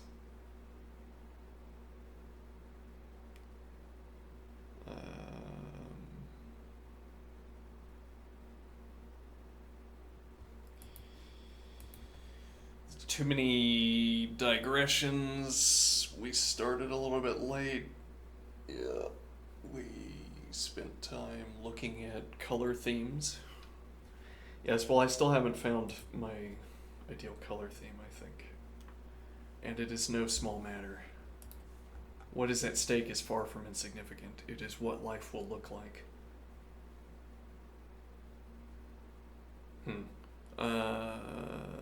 This is okay, but not enough of the red spectrum.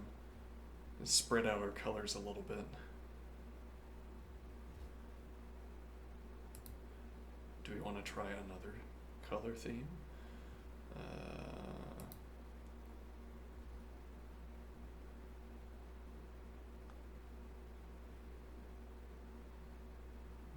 color themes with the same background.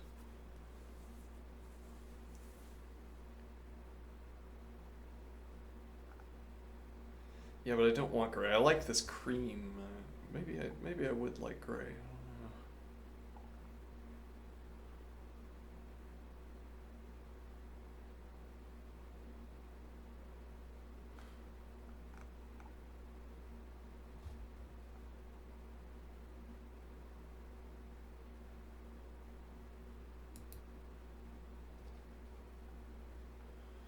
I don't know. Oh my. Oh my. That's purple. I don't think I could probably live with that.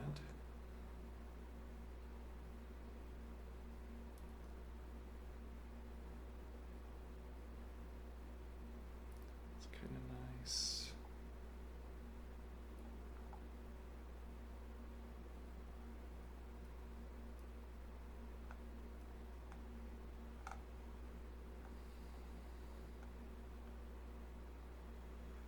Well, I kind of like that. Cobalt. Interesting.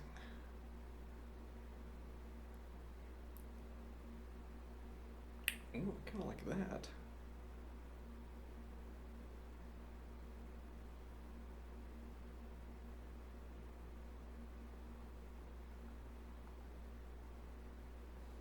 That's nice as well.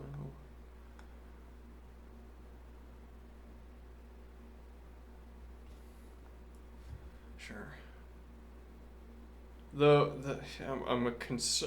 I am concerned about 6 reviews. Now, admittedly, I don't leave reviews. It has 30,000 downloads. Yeah.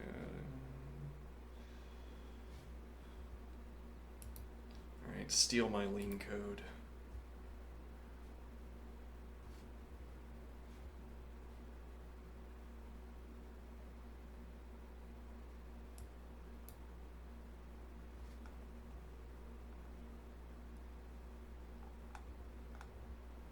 Yeah, I saw when I watched that lecture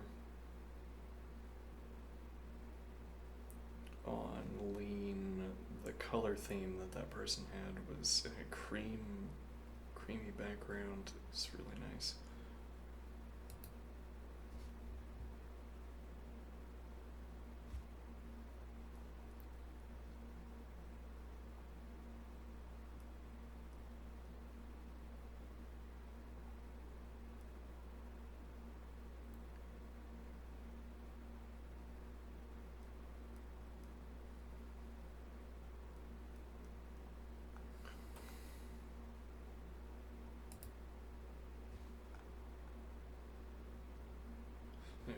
Anyway, not important. All right, time for exercise. All right, 10 minutes of exercise, followed by lunch, followed by competitive coding in Racket. Competitive with other Racket coders, I suppose.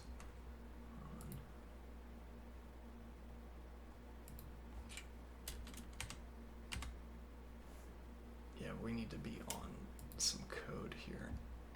Okay, let's see.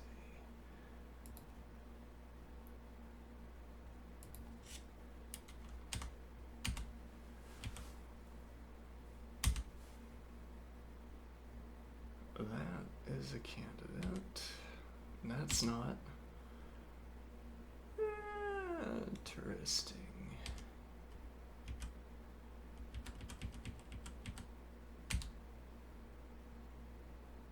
Now, I like that. That's a strong candidate. We have 2 background shades as well. That's pretty good.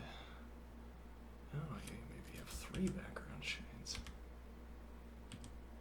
Okay, I don't know what the differences are between those. Oh, interesting. Cobalt. Also, strong candidate.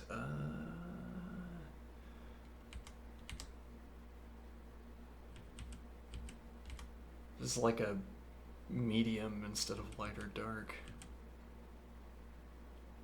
That's pretty good.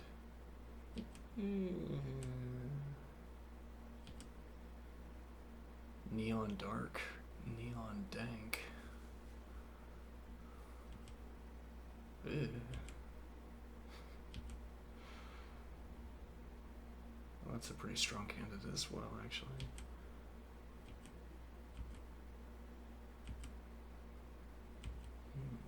Ooh, I like that.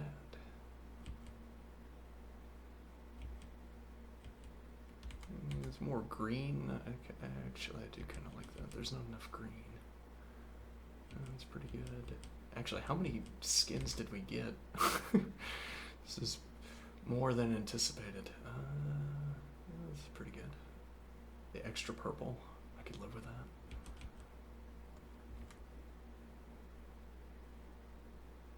That's also pretty good. Moonlight dark. Let's put that on for now. Alright, now 10 minutes of exercise. Yeah, alright.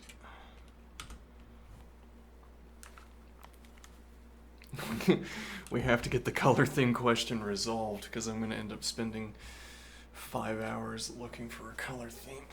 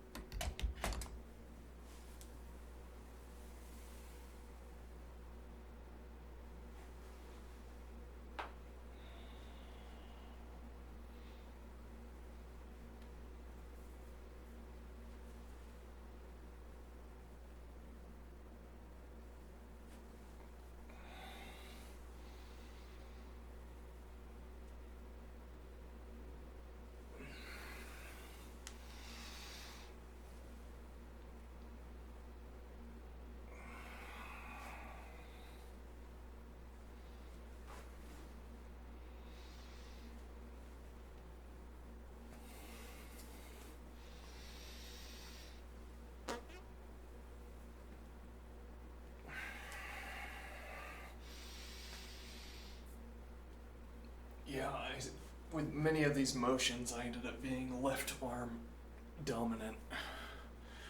And now the right arm has only gotten restraint exercise, as in whatever pulls back on the active arm or resists the.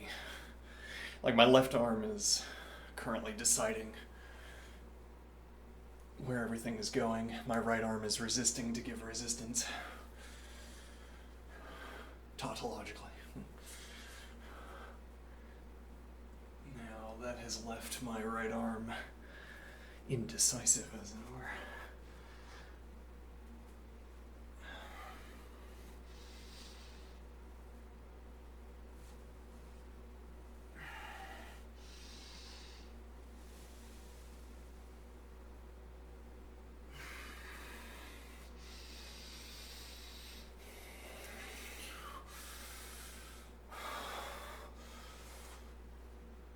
Now the answer is not to reverse the process completely, I'm thinking, but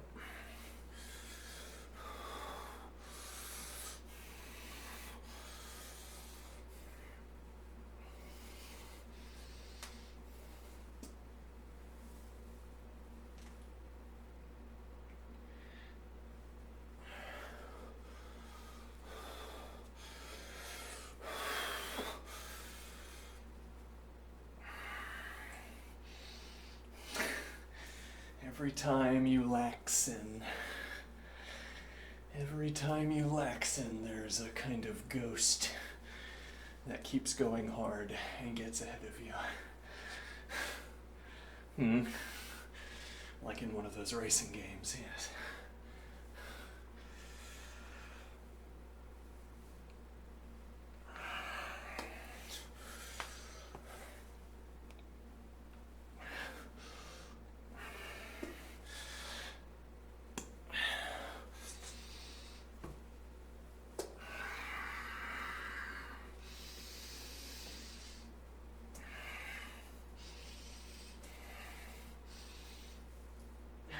Also, what I need to say to myself when I find myself drifting off.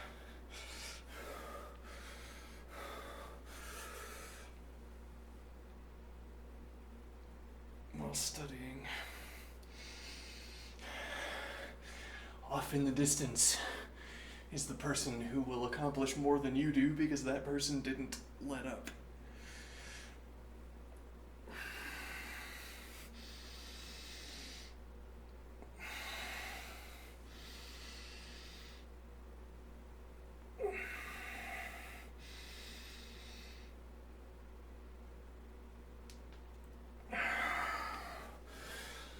We still have a minute of upper body.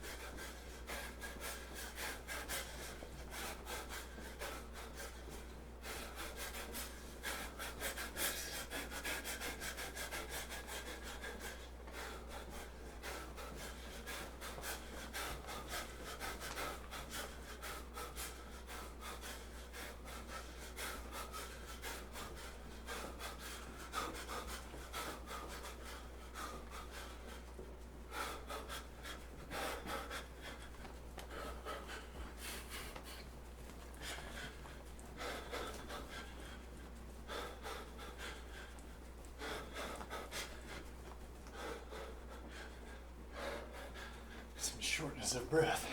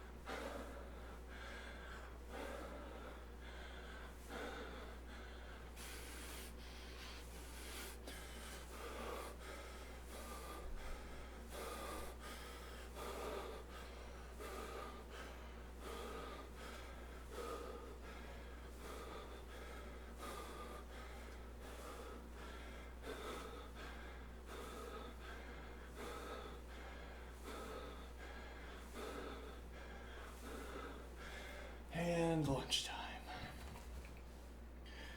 Okay, I'll be back. Have a good one.